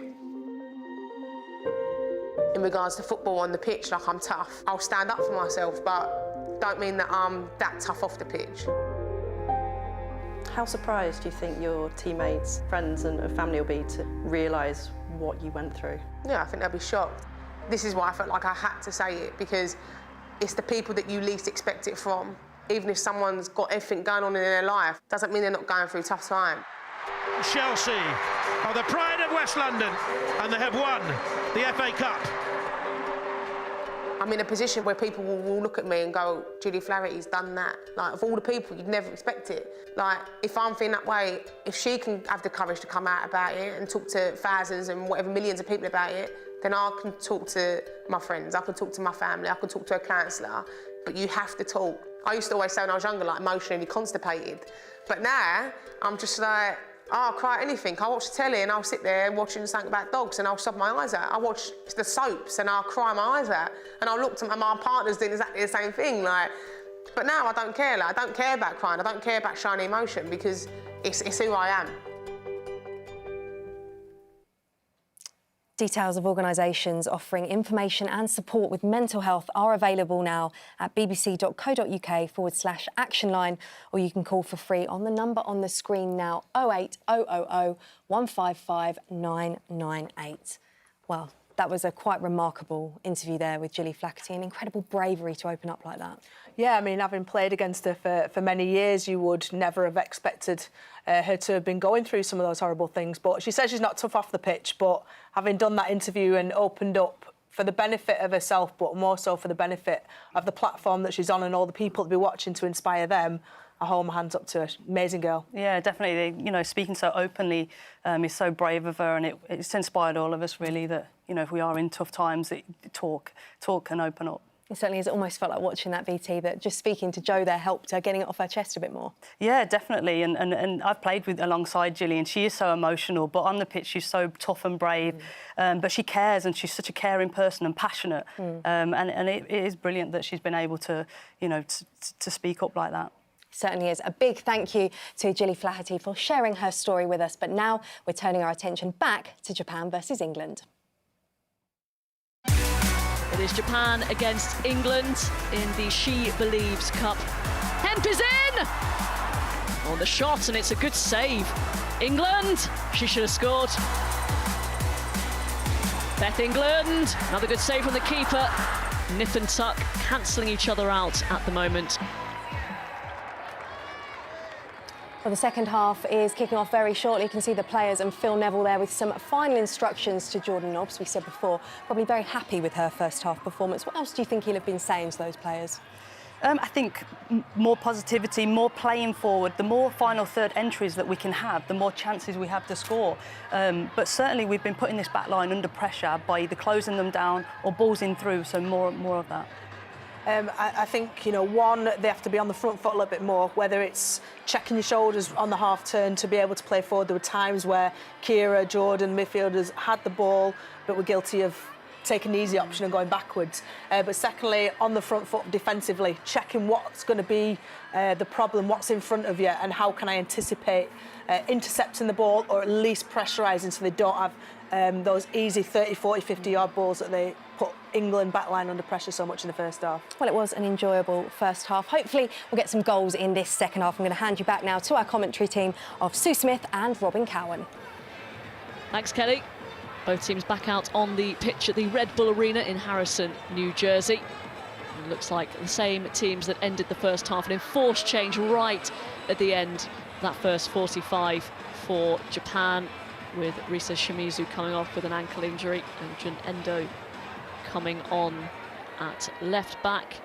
She had a very difficult time against Spain in their first game, so something for England to think about perhaps. I'm sure Phil Neville has reminded his side that that might be a potential opening for them. England kick us off. They are in the all-red kit, kicking from left to right, and Sue Smith, we were just saying that something spectacular or an error needs to happen, doesn't it, to really get this game going?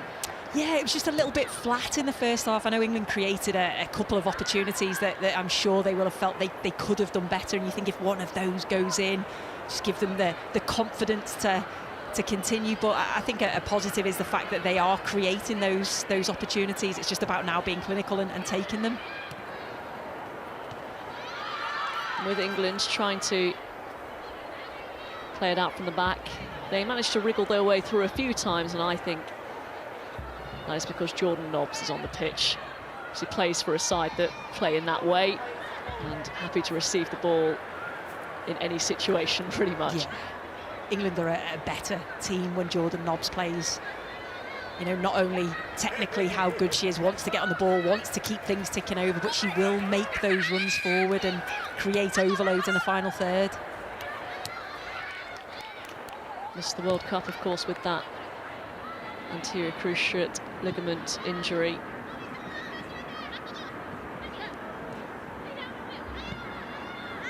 Big miss for England. A big couple of years coming up for Jordan Nobbs.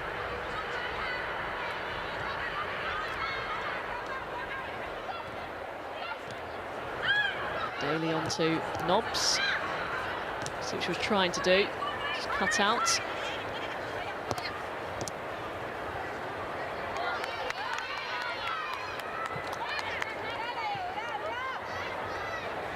You can see even there, you know, a mistake by her gives the ball away, but her first thought is to get back and make sure they win the ball back as quickly as possible. And players react to that. You could see they all responded to that work rate.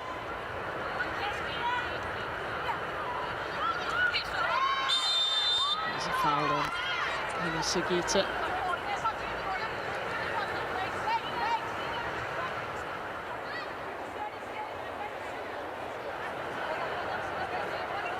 It's a definite foul, wasn't it? Spoke about the work rate. That was probably just a little bit too much. Pushing the back. Out from the set piece. It's Endo. Creeps its way towards the teammates, and Japan try and work something here. Wayward effort. Maniki. Again, it's a long-range effort. I think England will be quite happy with that.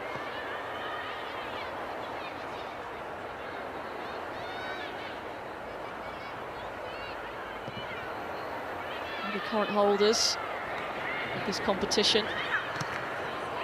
England won it for the first time last year, drawing with the USA and then wins against Brazil and Japan. Real positive going into the World Cup.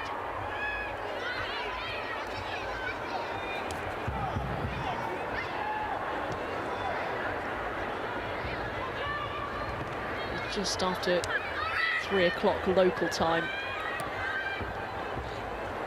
Anyway, but just struggling with the sun a little bit.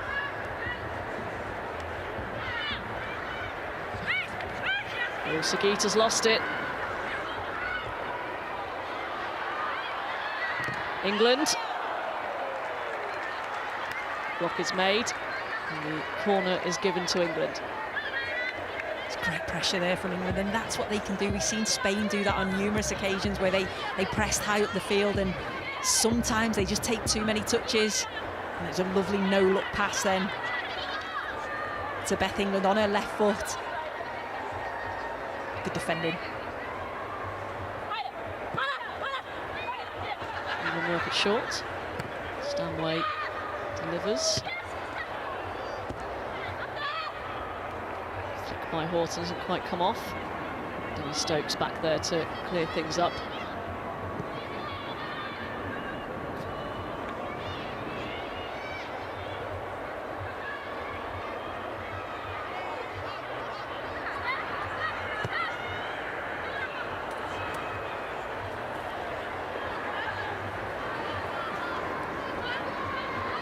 Kelly's done well there.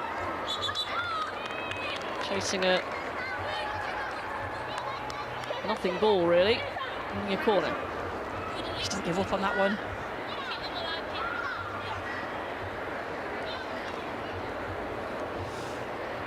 Nine goals in 12 appearances for Everton this season. Chloe Kelly only behind Vivian Miedemar and Beth England in the goal scoring stakes.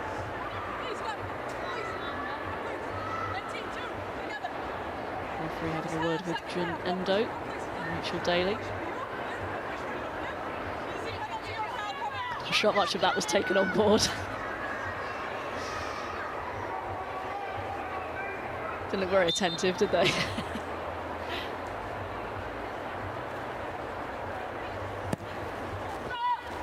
Kelly's delivery, easily taken by Sakiko Ikeda. Does not have a good record, the goalkeeper. 16th cap. She's conceded 18 goals in her previous 15. Her last appearance was a 9-0 win against Chinese Taipei. Not sure how much she had to do in that game. Certainly been busier this evening. She's actually done okay as well. Now, I know the shots haven't really been clinical and in the corners, but what she's had to do, she's done all right. Just our luck.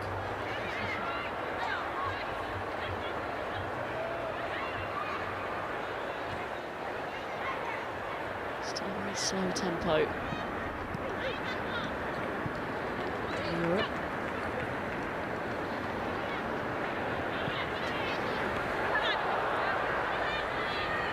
think sometimes that's what catches you out when you play against Japan, because it can be very slow, quick, and that's when you have to react.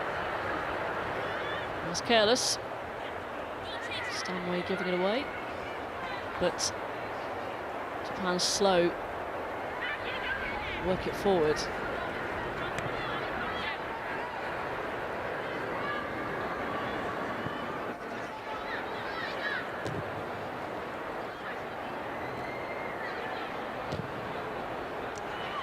Short from Steph Houghton. Can't have it back.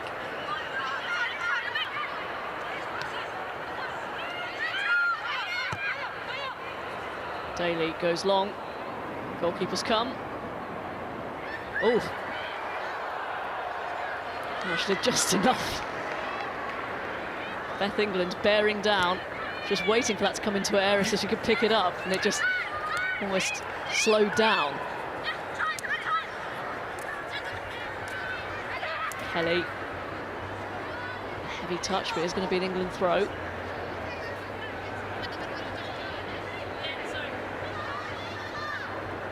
Yeah, I'm not sure the goalkeeper meant to do what she did.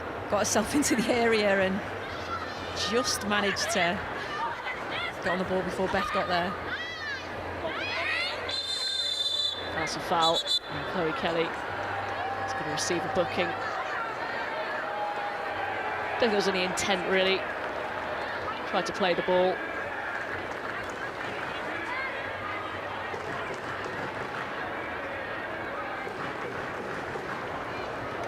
Doesn't really look like a yellow card to me. Oh, yeah. You immediately changed your mind. No, I did. Yeah, you can see what she's trying to do. She's trying to keep the ball in play, but yeah, you can't do that. It is a booking. First start, Everton striker, senior England shirt, 2 sub appearances before this.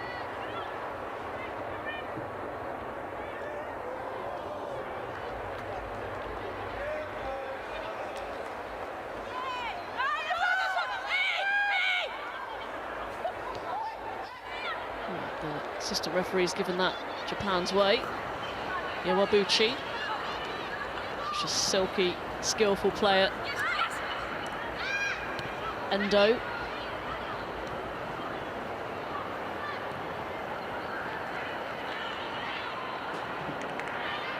Nagawa now on the right side of that defence.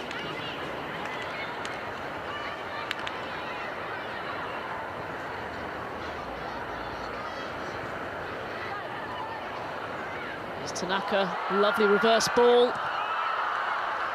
And the final pass cut out. Haven't seen enough of that from Japan, have we, the whole tournament, really? No, not at all. That was really well worked from Japan. Just kept the ball so well, and when they went forward with quality, because there's been times where they've got themselves into positions and they've maybe gone sideways or backwards. This is a lovely ball through. And again, just that, Steph Houghton reads it well, manages to clear, but when they do that, it's so good to watch. Nakajima. Well dealt with by Steph Houghton. Cap number 119 today, England captain. Yeah, they can be very off the cuff, Japan, when they go forward, and they're just told to go and express themselves and make things happen. Kelly, that's a pinpoint pass towards Beth England. They're backing off it. England make the run here. Couldn't quite collect. She knew the goalkeeper was right on her tail.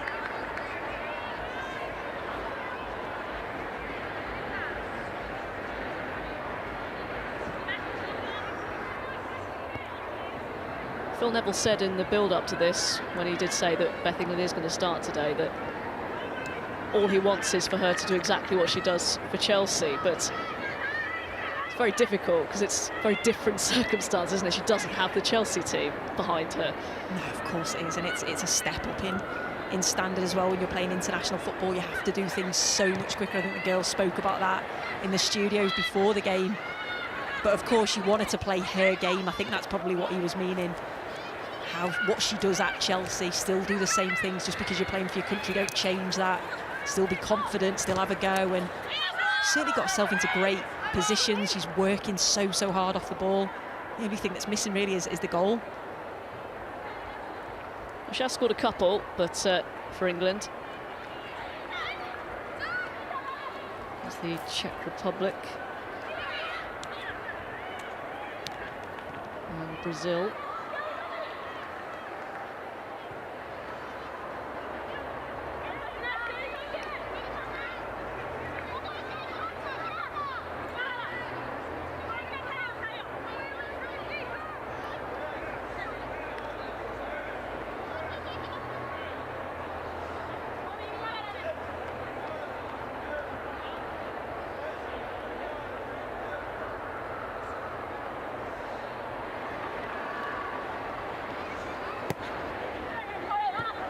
Kelly with the corner. That's a good header. Under pressure from England. Straight into the arms of the goalkeeper. That's a good distribution as well.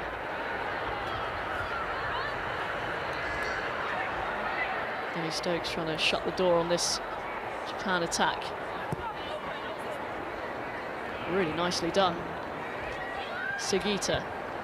Here is Mina Tanaka. Cross in towards Nakajima. Now Endo.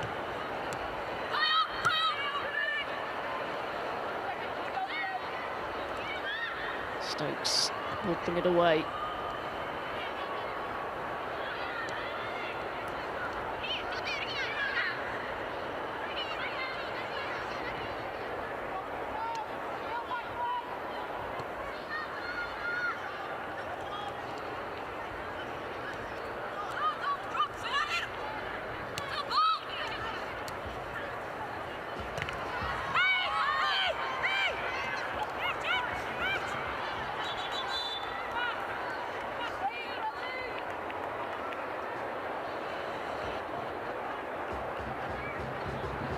England changes. Kira Walsh coming off.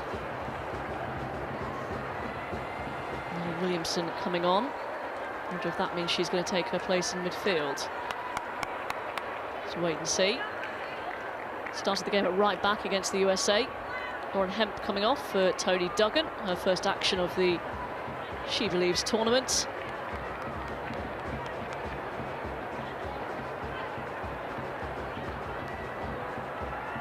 Chloe Kelly coming off for Nikita Paris.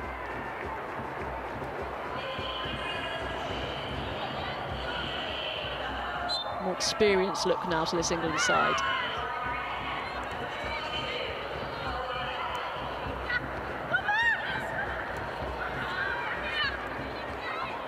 Paris straight into the action.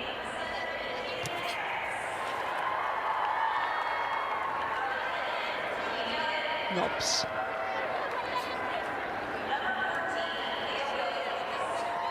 That's good strength from Paris, drawing the foul.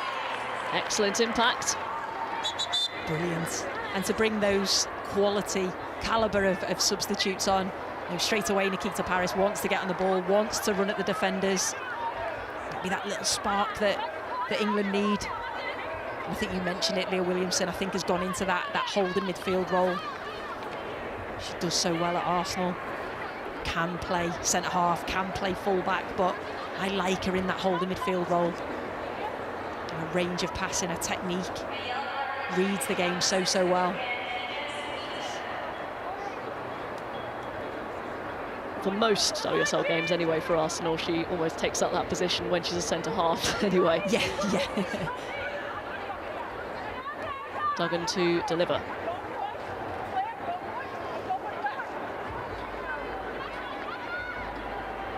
Three changes for England. You're allowed to make 6 during a game of the SheBelieves Cup.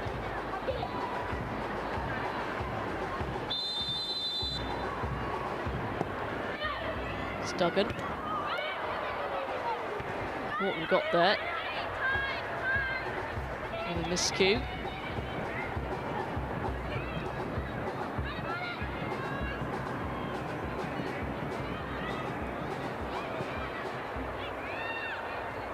Bright. Horton.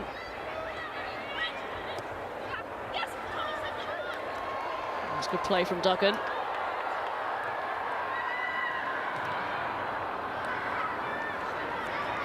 It's a good idea to make that attempt of a pass towards Jordan Nobbs.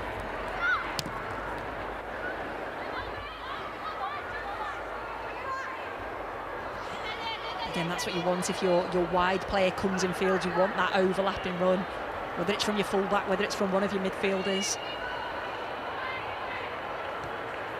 Try and create those 2v1s out wide.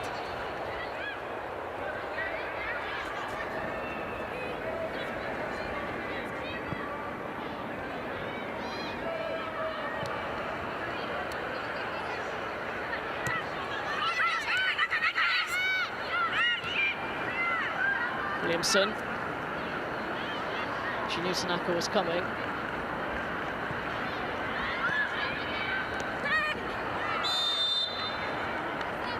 Foul. Gallup.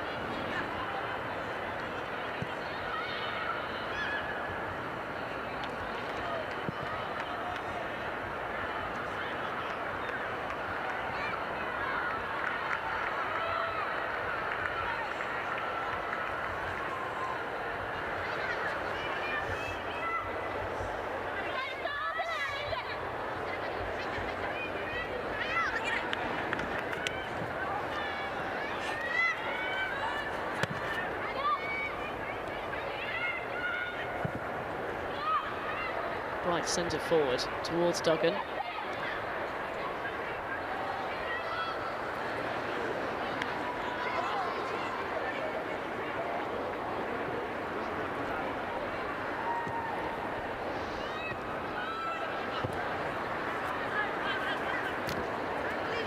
His clearance straight to Rachel Daly. It's much better pressurising from England there as well. As Beth England pressed the goalkeeper, you could see everybody stepped up and there wasn't a passing option then for Japan. Williamson. Stanway. Dispossess. Ibuchi was touch tight. And Miki, I should say.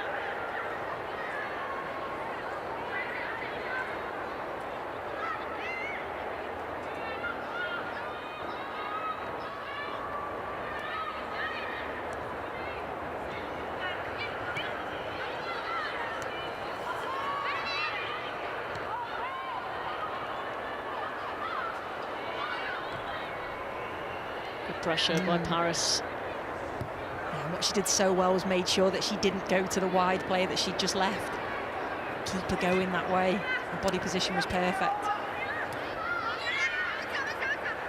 Earlier in the game, England kept getting caught offside from a very high Japanese line. That seems to have fizzled out a little bit. I wonder if they've really dropped any deeper. Just wonder if Paris could provide that threat. Coolly done for the goalkeeper. The game she's having.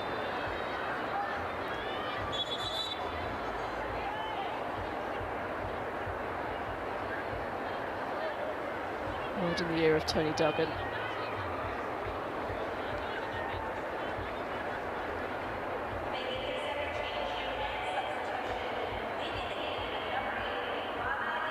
Was anything in that? Quite late though, wasn't it? After the ball had gone.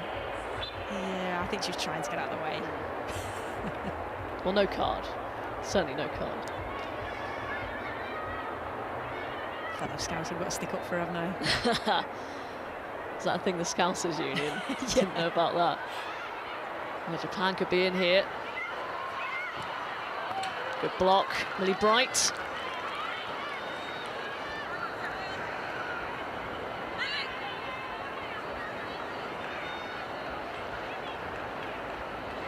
Substitute Riko Ueki. Millie Bright does so well here, just watches the ball, who doesn't watch her legs. Tries to twist in and out, good defending.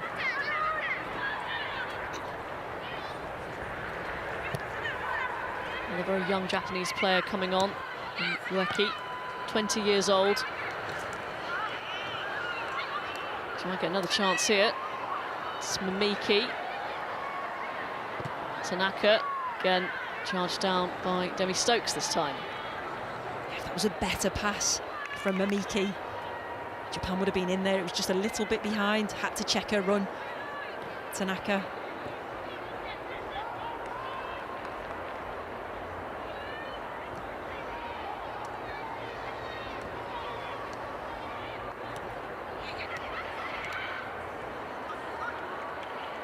Space here for Jordan Nobbs.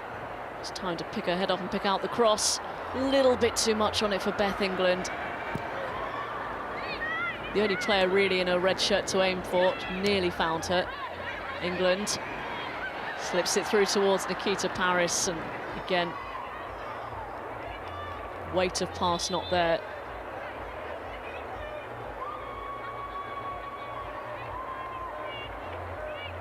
Change up front for England. It's the England of Beth who's going to come off. Ellen White scored twice in that 2-0 win against Japan in the group stage of the World Cup. Incidentally, Lucy Staniforth scored the first goal against Japan last year when England went on to win the SheBelieves Cup. Haven't seen too much playing time, Lucy Staniforth. I think simply because of the options that England have in that midfield, but very good player. Stanway off for Staniforth.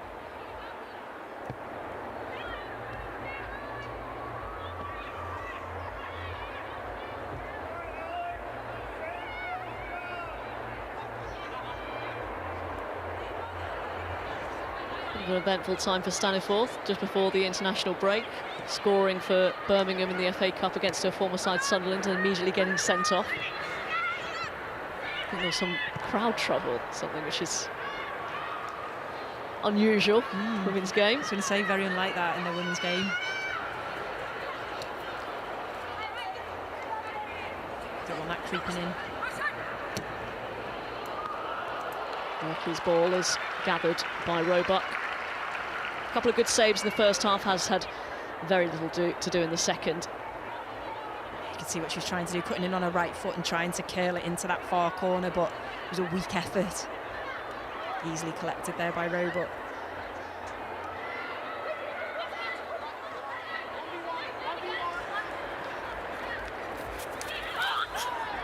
Paris just runs into traffic there. I think she wanted the foul, not forthcoming. Beth England's performance, so overall pretty good. Yeah, I think a really good performance. She'll be disappointed herself because she'll feel she probably should have scored a couple of those opportunities, but yeah, I think she linked the play well. I thought her movement, her runs were very good. You know, when she reflects and watches the game, I think she'll know that she's had a good performance, but she's one of her biggest critics, so she'll be looking at those chances and saying that's what she'll want to improve on. Staniforth, it's a good touch. Stokes getting forward. Japan claiming an offside.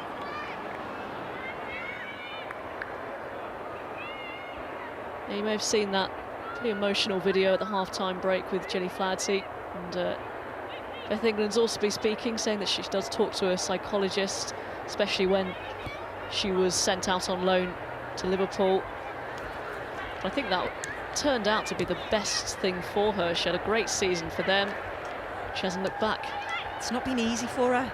You know, at Chelsea, she's had to play different positions. She went out on loan, and it just shows that the strength and character that she has, the season that she's has been absolutely phenomenal.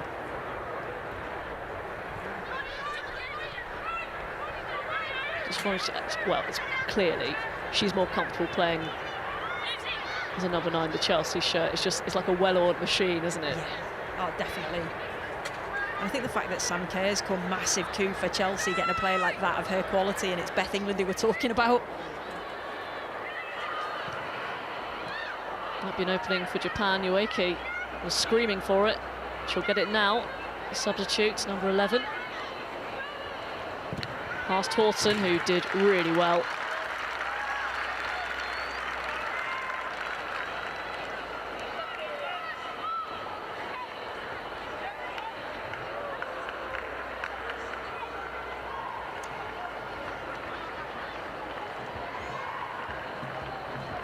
18 minutes to go.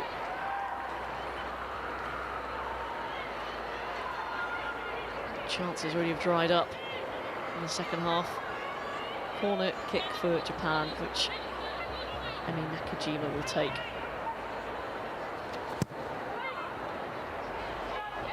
Into the sunshine and out the other side. It's a poor corner from a player with her quality. She's a great technician normally.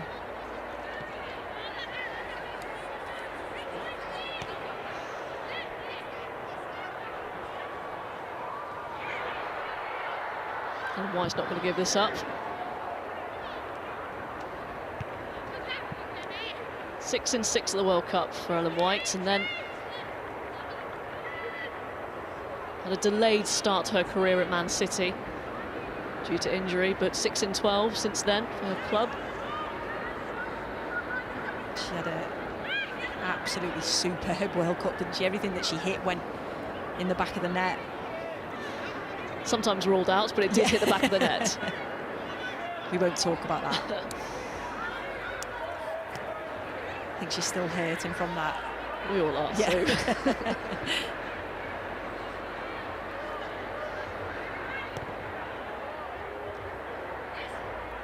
She's always been a very good player, isn't she? But it was like, even though at this sort of later stage of her career, she came of age in that tournament.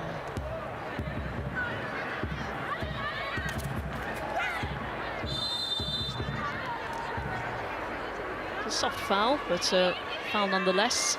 And a free kick in a good position.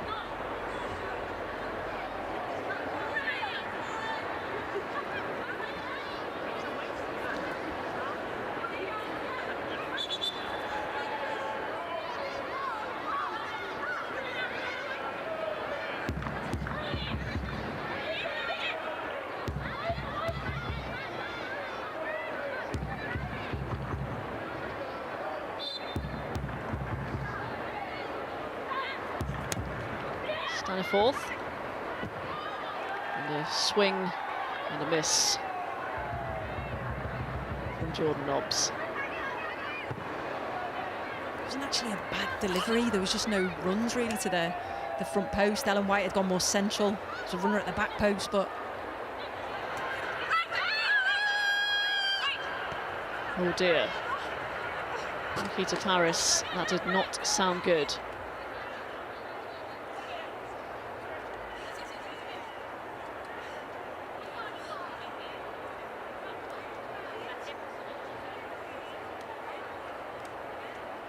Difficult to see what happened there. No, I didn't see it all. It's just a scream. Never nice to hear. Just seemed like a challenge coming in on her.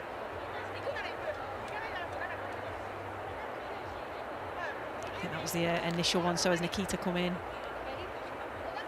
she seemed to land on her after the ball, maybe. Is it on her ankle? I think that was it. That was when the pain came. Junendo landed on her. Already seen a Japan player have to come off the pitch earlier in the first half for an ankle injury. It's like they're checking her knee, but hopefully she'll. That's good that she's getting up. Painful one, but looks like she'll be okay. Just an awkward fall, wasn't it?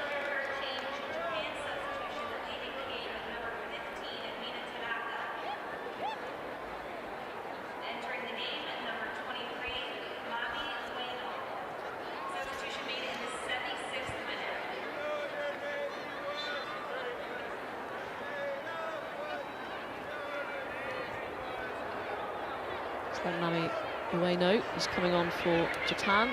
Final quarter of an hour or so.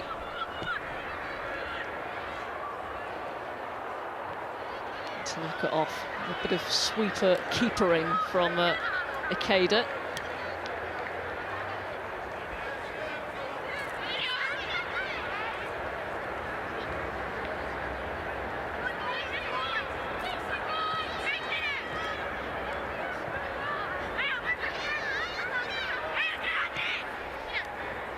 Sugita.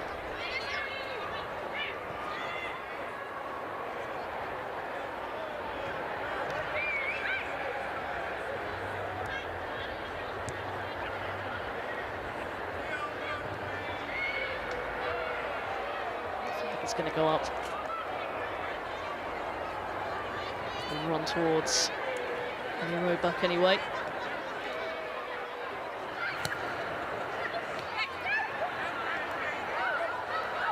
Good touch by Jordan Nobbs. And White couldn't quite get the return pass right.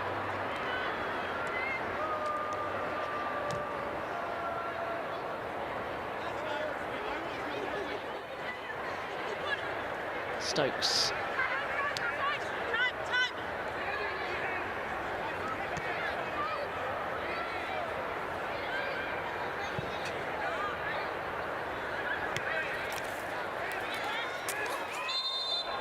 Good play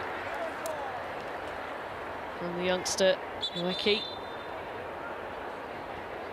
Straight on Rachel Daly and drawing the foul.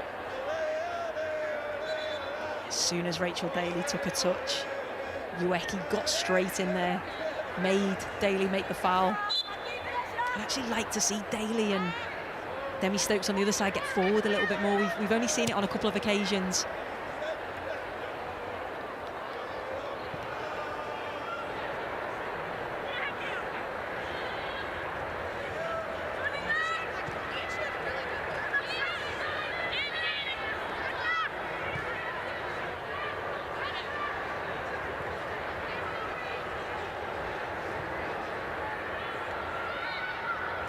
Endo. Paris back on the field. Nicely done from Ellen White. Williamson. Nutmeg from Nikita Paris. Great ball for Jordan Nobbs. Ellen White has made her way into the middle. White got ahead of her defender. Great movement.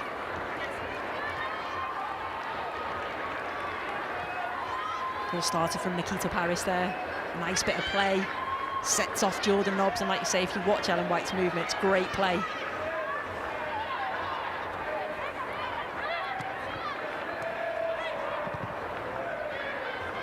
Just see, you thought she was making her way to the back post, then suddenly there she was.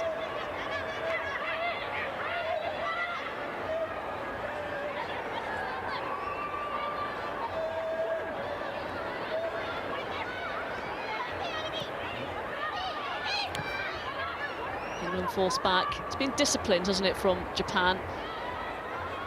Perhaps given the result and the performance against Spain, that's more what they were looking for today. Yeah, I think they learned from that game.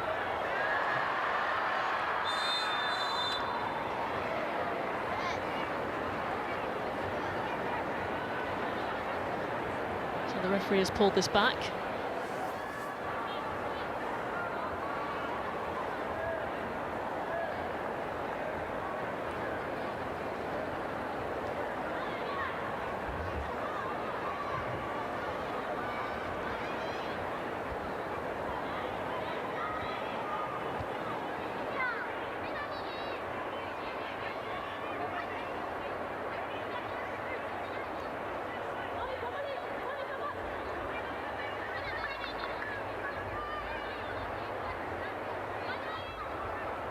Williamson and Staniforth discussing how best to approach this. Staniforth's delivery, couple at the back post, a miss hit from Nikita Paris.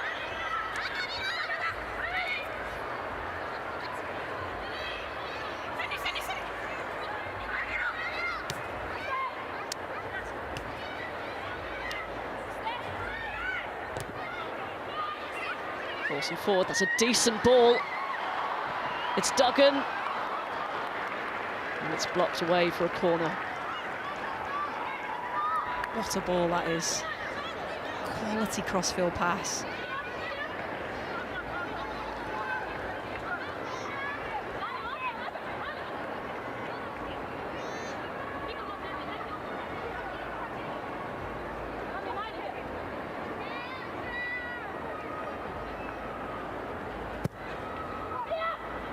Staniforth, it's deep towards Millie Bright. No one on the second ball. I just feel gamble on that. You know that Millie Bright's going to win that.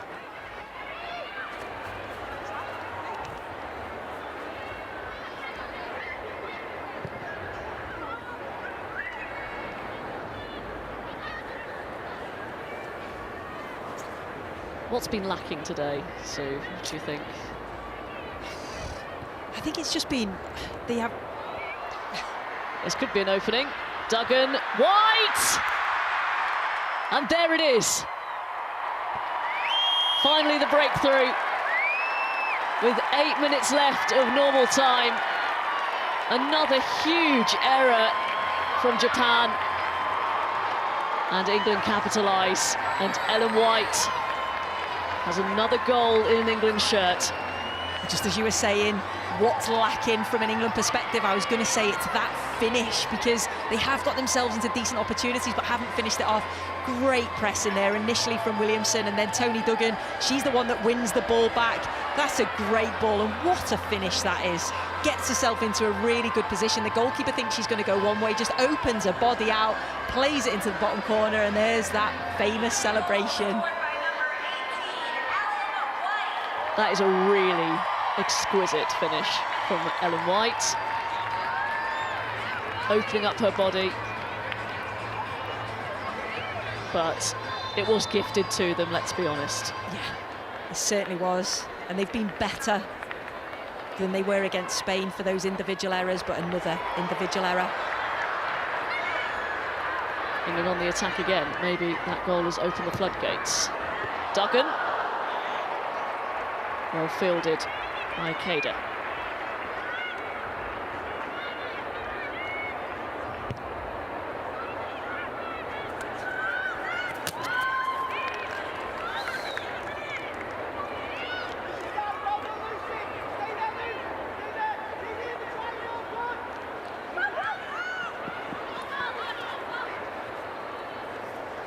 Two of the substitutes combining for that goal. I think that's what's so good now about these competition for places, isn't it?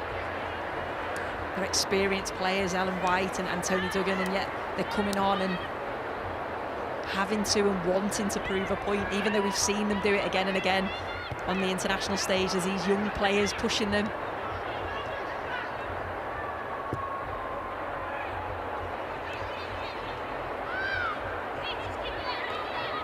Okay, it's good skill, but let's go back inside. Murat goes long.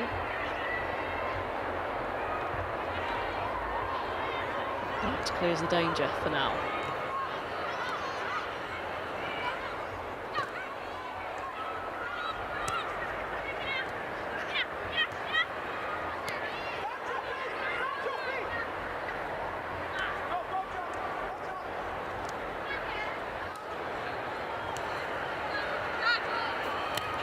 Build up from Japan. It's going to be an England goal kick. This is the goal again. That's a lovely dinked-in ball, but it's just the way she gives the goalkeeper the eyes. Okay, there she goes to go one way, opens it up, and just a cool, calm finish. There is so much to weigh up in that nanosecond, isn't there? She's just become such a clinical finisher, especially for England.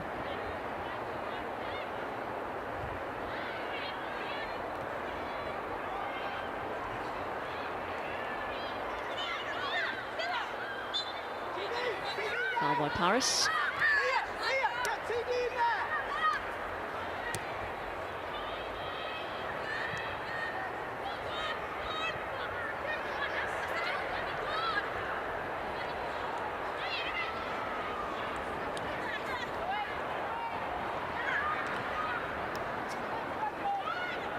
England get a tad fortunate. Paris. And White breaking into this near side.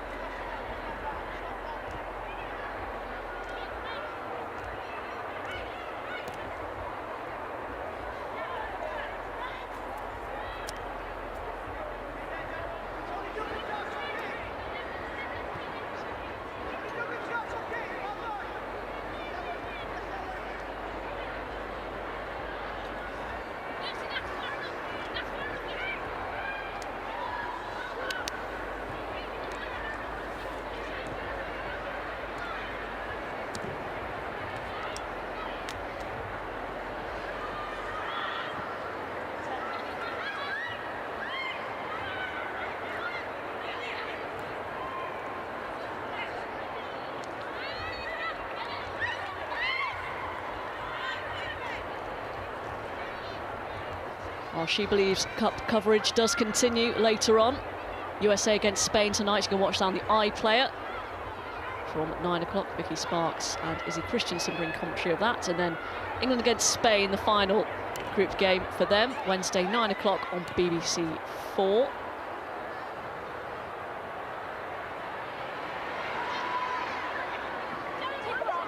Here is Paris. Time to size up the cross. Tony Duggan, well, didn't do very well with the header, maybe could have gone down.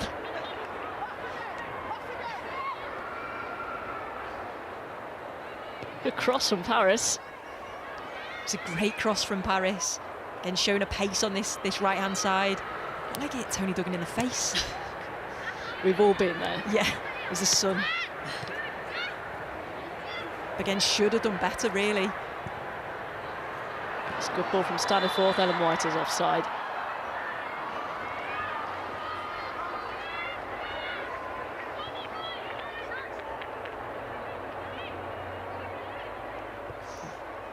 Tight, but it's the right call. There's been a few of those. They're just like Japan. It's the edge of your seat stuff, isn't it?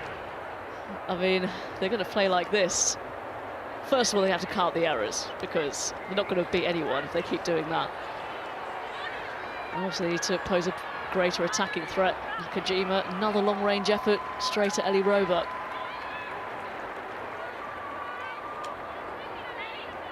Still working their way back to where they were when they won the World Cup in 2011. It was such a long time ago now. But it's a team with a clear identity through the years. Yeah. And even through the age groups, they never changed that way of playing. And it has been a transitional period, lots of young players coming through from the younger age groups. But they do need to cut out the defensive errors, exactly what you say. I'm sure they'll get there. Just wonder if the Olympics will come a bit too soon for this side. It should be a real shame with it being a home Olympics, very proud history of women's football. But you never know. I think you mentioned earlier that they are out of season, so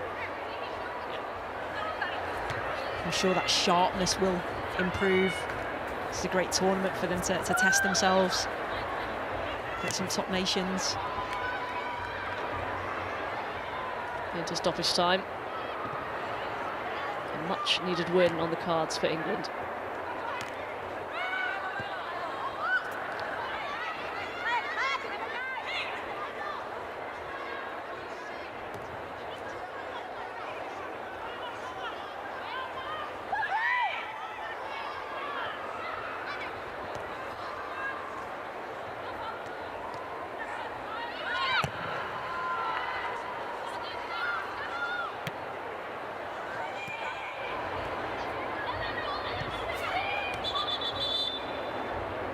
Looks like Ellen White scored the winner.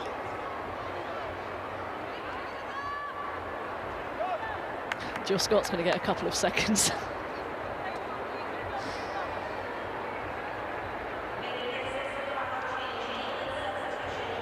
Jordan Nobbs, good game. I think she's still not quite back to her very, very best, but that's completely understandable.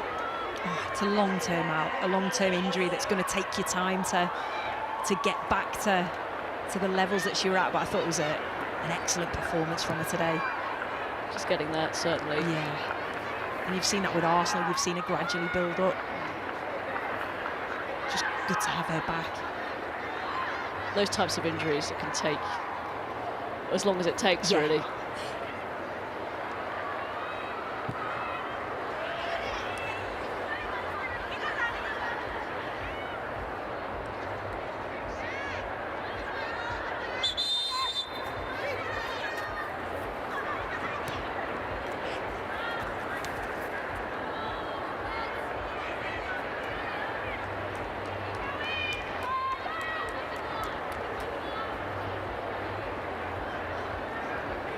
USA Spain to follow, 9 o'clock on the iPlayer. Hopefully Vicky Sparks and Izzy Christensen will bring you a bit more goalmouth action from that one.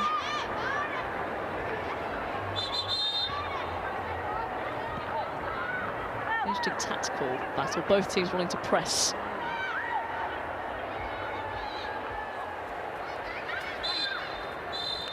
But there it is.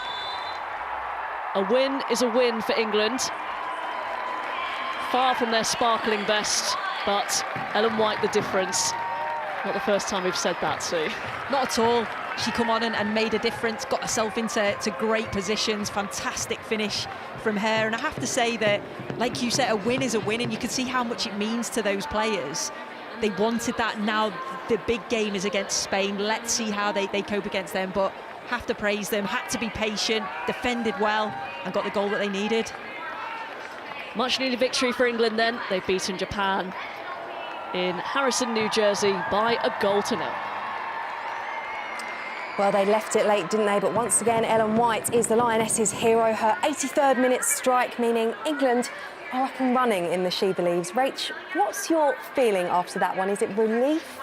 How do you feel? I wasn't blown away, but there were spells of football from England that, you know, I was really pleased with. So some of the attacking play in the first half excited me, you know, seeing some of the young players come in and take their league form into international duty.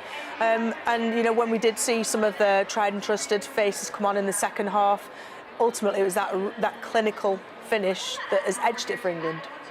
Laura, what did you make of it? Because I know we were getting a little bit frustrated in the studio. We were seeing good England moves, but lacking the final pass, the cutting edge. Ellen comes on, as she does so often, and provides it. Yeah, that's right, and that's why Ellen White has to start in an England team. She really does. For international football, she's one on her own. She's outstanding.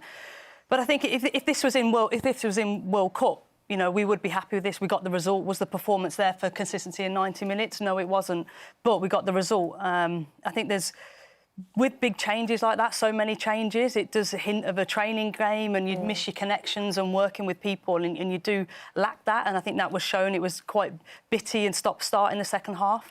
But you know, it's a win, and we were expecting. Yeah, we were expected to win tonight, and we did. I feel like I should take some responsibility. I tempted fate a little bit, didn't I? Because I said it was a good first half, and all we needed was a goal. Well, that goal was actually the first shot on target for England of the entire second half. But as we said there, it was decisive, and this is what Ellen does best. But also, Rach, it comes from England's press, doesn't it? Comes from England's press, forces the error, the sloppy pass. But I mean, it was clinical when it happened. It was Tony Duggan who really picked out a precise ball, and we chatted during commentary, World Cup replica, isn't it, of where you saw Beth Mead playing the ball into Jodie Taylor or to Ellen White. Tony Duggan cuts it here. And when the play's building up from Japan, what Ellen does, she goes in between the centre-backs, she finds space and she's ready, she's waiting for an England press to win it, and she finds herself in some great positions, and there she only needs one touch, and that for a keeper is so hard to save when it's so close to her. And if Beth England needed reminding of what is expected at international level, the chances that she had in the first half compared to the one chance that Ellen had in the second half, that is what it's all about as number 9.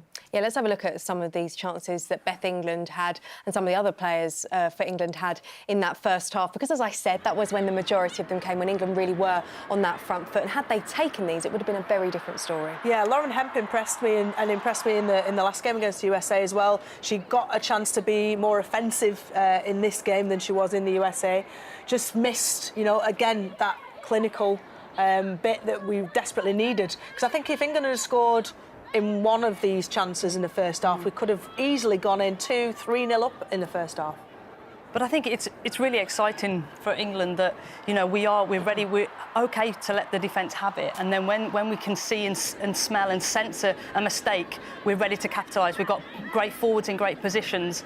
And it's that first-time pass, it's the quality, like the quality that was shown for the goal from Tony Duggan. You know, we did see hints of that in the first half from Chloe Kelly, from Jordan. And that's exactly what we're going to need to get into that final third and test the keeper. And that second chance for Beth England, you mentioned Jordan Nobbs. Jordan Nobbs, for me, was the player of the match. She came off right at the end, but she was instrumental in everything positive that England did, both defensively, but certainly running out wide, as we've seen Jill Scott do in the past, in that sort of 8-10 position.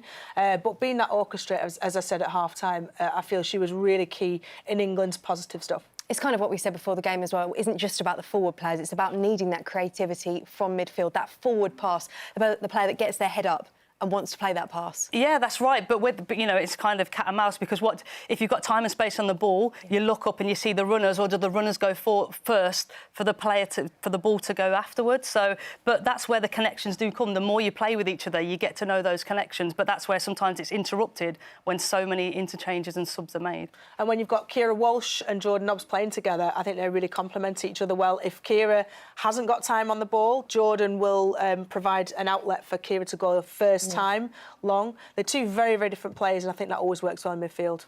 Well, that's Rachel and Laura's thoughts. We can now hear from the Lionesses boss, Phil Neville. He's been speaking to Katie Gornall. Well, Phil, you said beforehand you wanted your side to be relentless and ruthless. You could have just been talking about Ellen White. How much of a relief was it for you when that goal went in? Well, it was funny before the game. You look at her record at this stadium. She scored 2 last year. She scored 1 the year before the game. She was USA. And I said to her today that you might think this is your lucky stadium, and it will still be today. You'll get on and score. And I thought Beth England was fantastic in the first half. In the second half, she tied a little bit. Could have had a goal herself. But you know what? I think what's been a little bit disrespectful over the last probably 5 to 10 days is probably the lack of respect for Ellen White and what she's achieved over the last 6 to 8 months. She's one of the best strikers in the world, and I think she's set the bar really high for everybody else to challenge her. And I think the thing about today was we feel within the camp there's a real spirit building and togetherness, but to get real togetherness, I think it comes from winning, and winning I think is really important. Winning is what I think is the most important thing about top level sport, and the happiness within the squad today and the togetherness really pleased me, and the relentlessness of going right to the very end. It was a young attacking lineup that you originally named. What was your overriding thoughts on their performance and how it worked at the start? Well, I think what you saw from Chloe Kelly is that she can play in this arena. I think what you saw from Ellie Robert, she's carried on a progression, a development to say, this is her type of level as well. And Lauren Hemp just looks like she's born to play at this level. I thought she tired a little bit. There was periods in the game where the atmosphere and the expectation of the other night probably caught up with her, and we're going to have to manage that.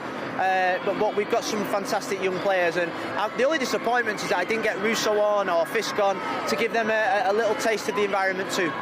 You did create a lot of chances. Are you concerned at all that you didn't take more of them? Yeah, I think that's probably the frustration, that it was a 3-4-0 game. It was a game where at half-time we should have been 3-0 up. We weren't, and then the longer the game went on, I thought we might get frustrated and maybe allow them to get back into it, but our control and patience was brilliant, and I'm proud of their performances. And how much of a boost is this going into that final game of this tournament against Spain? Well, we want to get 6 points. We want another 3 points. 6 points from, I think, the SheBelieves would be a fantastic effort from this team, and it means that we're competitive at this level, and that's the challenge over the next 2 days. Thanks very much. Well, it has been one of the main talking points since Thursday's game. Who is going to start up front for England? Phil Neville there, Rachel, saying that maybe people have been a bit disrespectful towards Ellen White, even in those comments over the past few days. I'm not quite sure what he means by that, because I think people were saying they wanted Beth England to start because she's in form, but he started Ellen White, and with good reason to. She's done it before. She's tried and tested at this level, and she's clinical. And I don't think Beth England would be in as scintillating form for club as she would be if Ellen White hadn't been such a role model to her at England level for such a long time, because Beth England has been kind of around out on loan at different clubs and has maybe lacked a little bit of confidence at times earlier on, but now she's stepped up to this level because she's had someone to chase, someone to look up to, and I think she filled the shoes pretty well.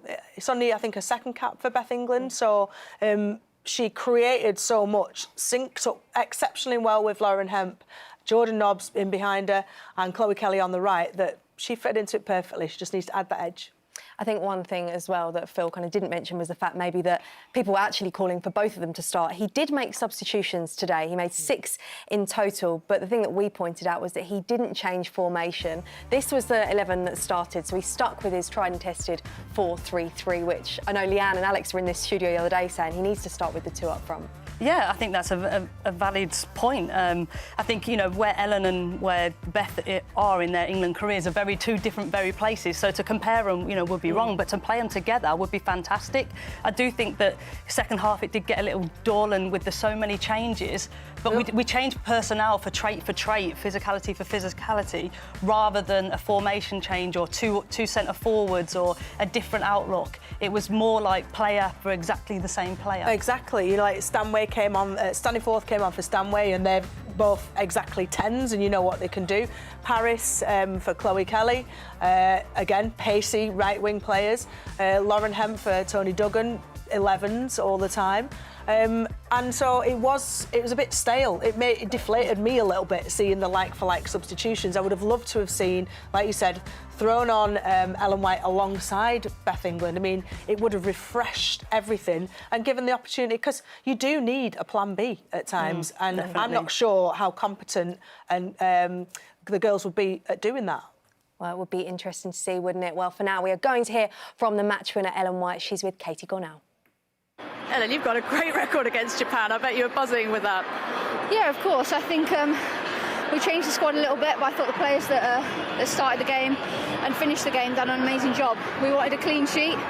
We wanted a positive performance after USA, and I think everyone really showed grit, determination, and yeah, I'm delighted to contribute any way I can for England. And I love the stadium. I love USA playing here. So yeah, it was. We're really pleased to have that momentum going into the Spain game. Was that the sort of game where you just had to be patient, really, because you did create some chances building into that? There was danger of it becoming quite a frustrating game for England. Yeah, definitely. We had some chances. It could have been 3 or 4-0. They had a few chances as well. And if you give the ball away against Japan, they'll hold on to it for a while. So we had to be patient. We had to be really diligent in the way that we pressed the ball, we defended, and the way we went forward as well. So yeah, overall, we're really pleased. How pleasing is it for you personally, given the injuries that you've had, the time that you've spent on the sidelines, to come on and get such an important goal like that? Yeah, well, I feel like that I'm over that. When I came back for England against Germany, I felt a lot better, and yeah, I love playing for England. It's always a dream for me to play for my country and contribute any way I can, and yeah, I'm delighted to get on the score sheet, but first and foremostly, it's about a clean sheet and a win for us. And what can this do then for what is essentially quite a young squad, a new look squad, going into that final game, as you mentioned, against Spain? I think it just gives us a lot of confidence and belief in what we're doing. What we're doing is right, and the hard work we're putting in is coming to fruition now. But we've just got to be really patient in what we're doing behind the scenes and how we're working. And I think that's really important. And hopefully this result is met. More will come from this. So yeah, we're excited to play Spain now. Thanks so much. Cheers. Well, the noise in the stadium there, not because England are still out there warming down or anything. I think that's because the USA and Spain are now out on the pitch. A reminder, that game is at 9 p.m. on the iPlayer if you do want to watch that one. An interesting interview with Ellen White there. We were wondering, weren't we, if she was going to be asked if she'd like to play up front with Beth England. We'll have to wait and see if that does happen. What positives can we take from this? Because we've found some in the clinical finishing and the fact that they can take these chances, but there's still work to be done. I think the positives we need to take are what Ellen mentioned in her interview, that they pressed from the front and they got a reward from it. And we're not privy to what the underlying philosophies and what Phil Neville and the squad actually want to get from this tournament. Is it about winning it? Is it about blooding younger players? Is it all about 2021 and the Euros and making progress towards that? Is it about playing people in different positions? We're not quite sure. So for them, it could be a huge win because they've achieved an objective that they're set out to do in this game. So, us as pundits, we can kind of analyse games, we can critique them, but we don't actually know what the objectives are from the England squad as before they set out before the tournament and before each individual game. I think a positive for me is that, like Ellen said, we won, we got a clean sheet, but also Japan were never really in the game, were they? I was never really under that much pressure where I thought, maybe possession-wise they had some good possession, some good moves, but they didn't really... Ellen's happy issues with her husband. Just behind. He travels everywhere with her, doesn't he? Great to see there. Sorry to interrupt you. No. You wouldn't want a man kissing a woman behind you without knowing about it. Yeah, on my shoulder. But yeah, so, we were expected to win and we delivered that performance. We did.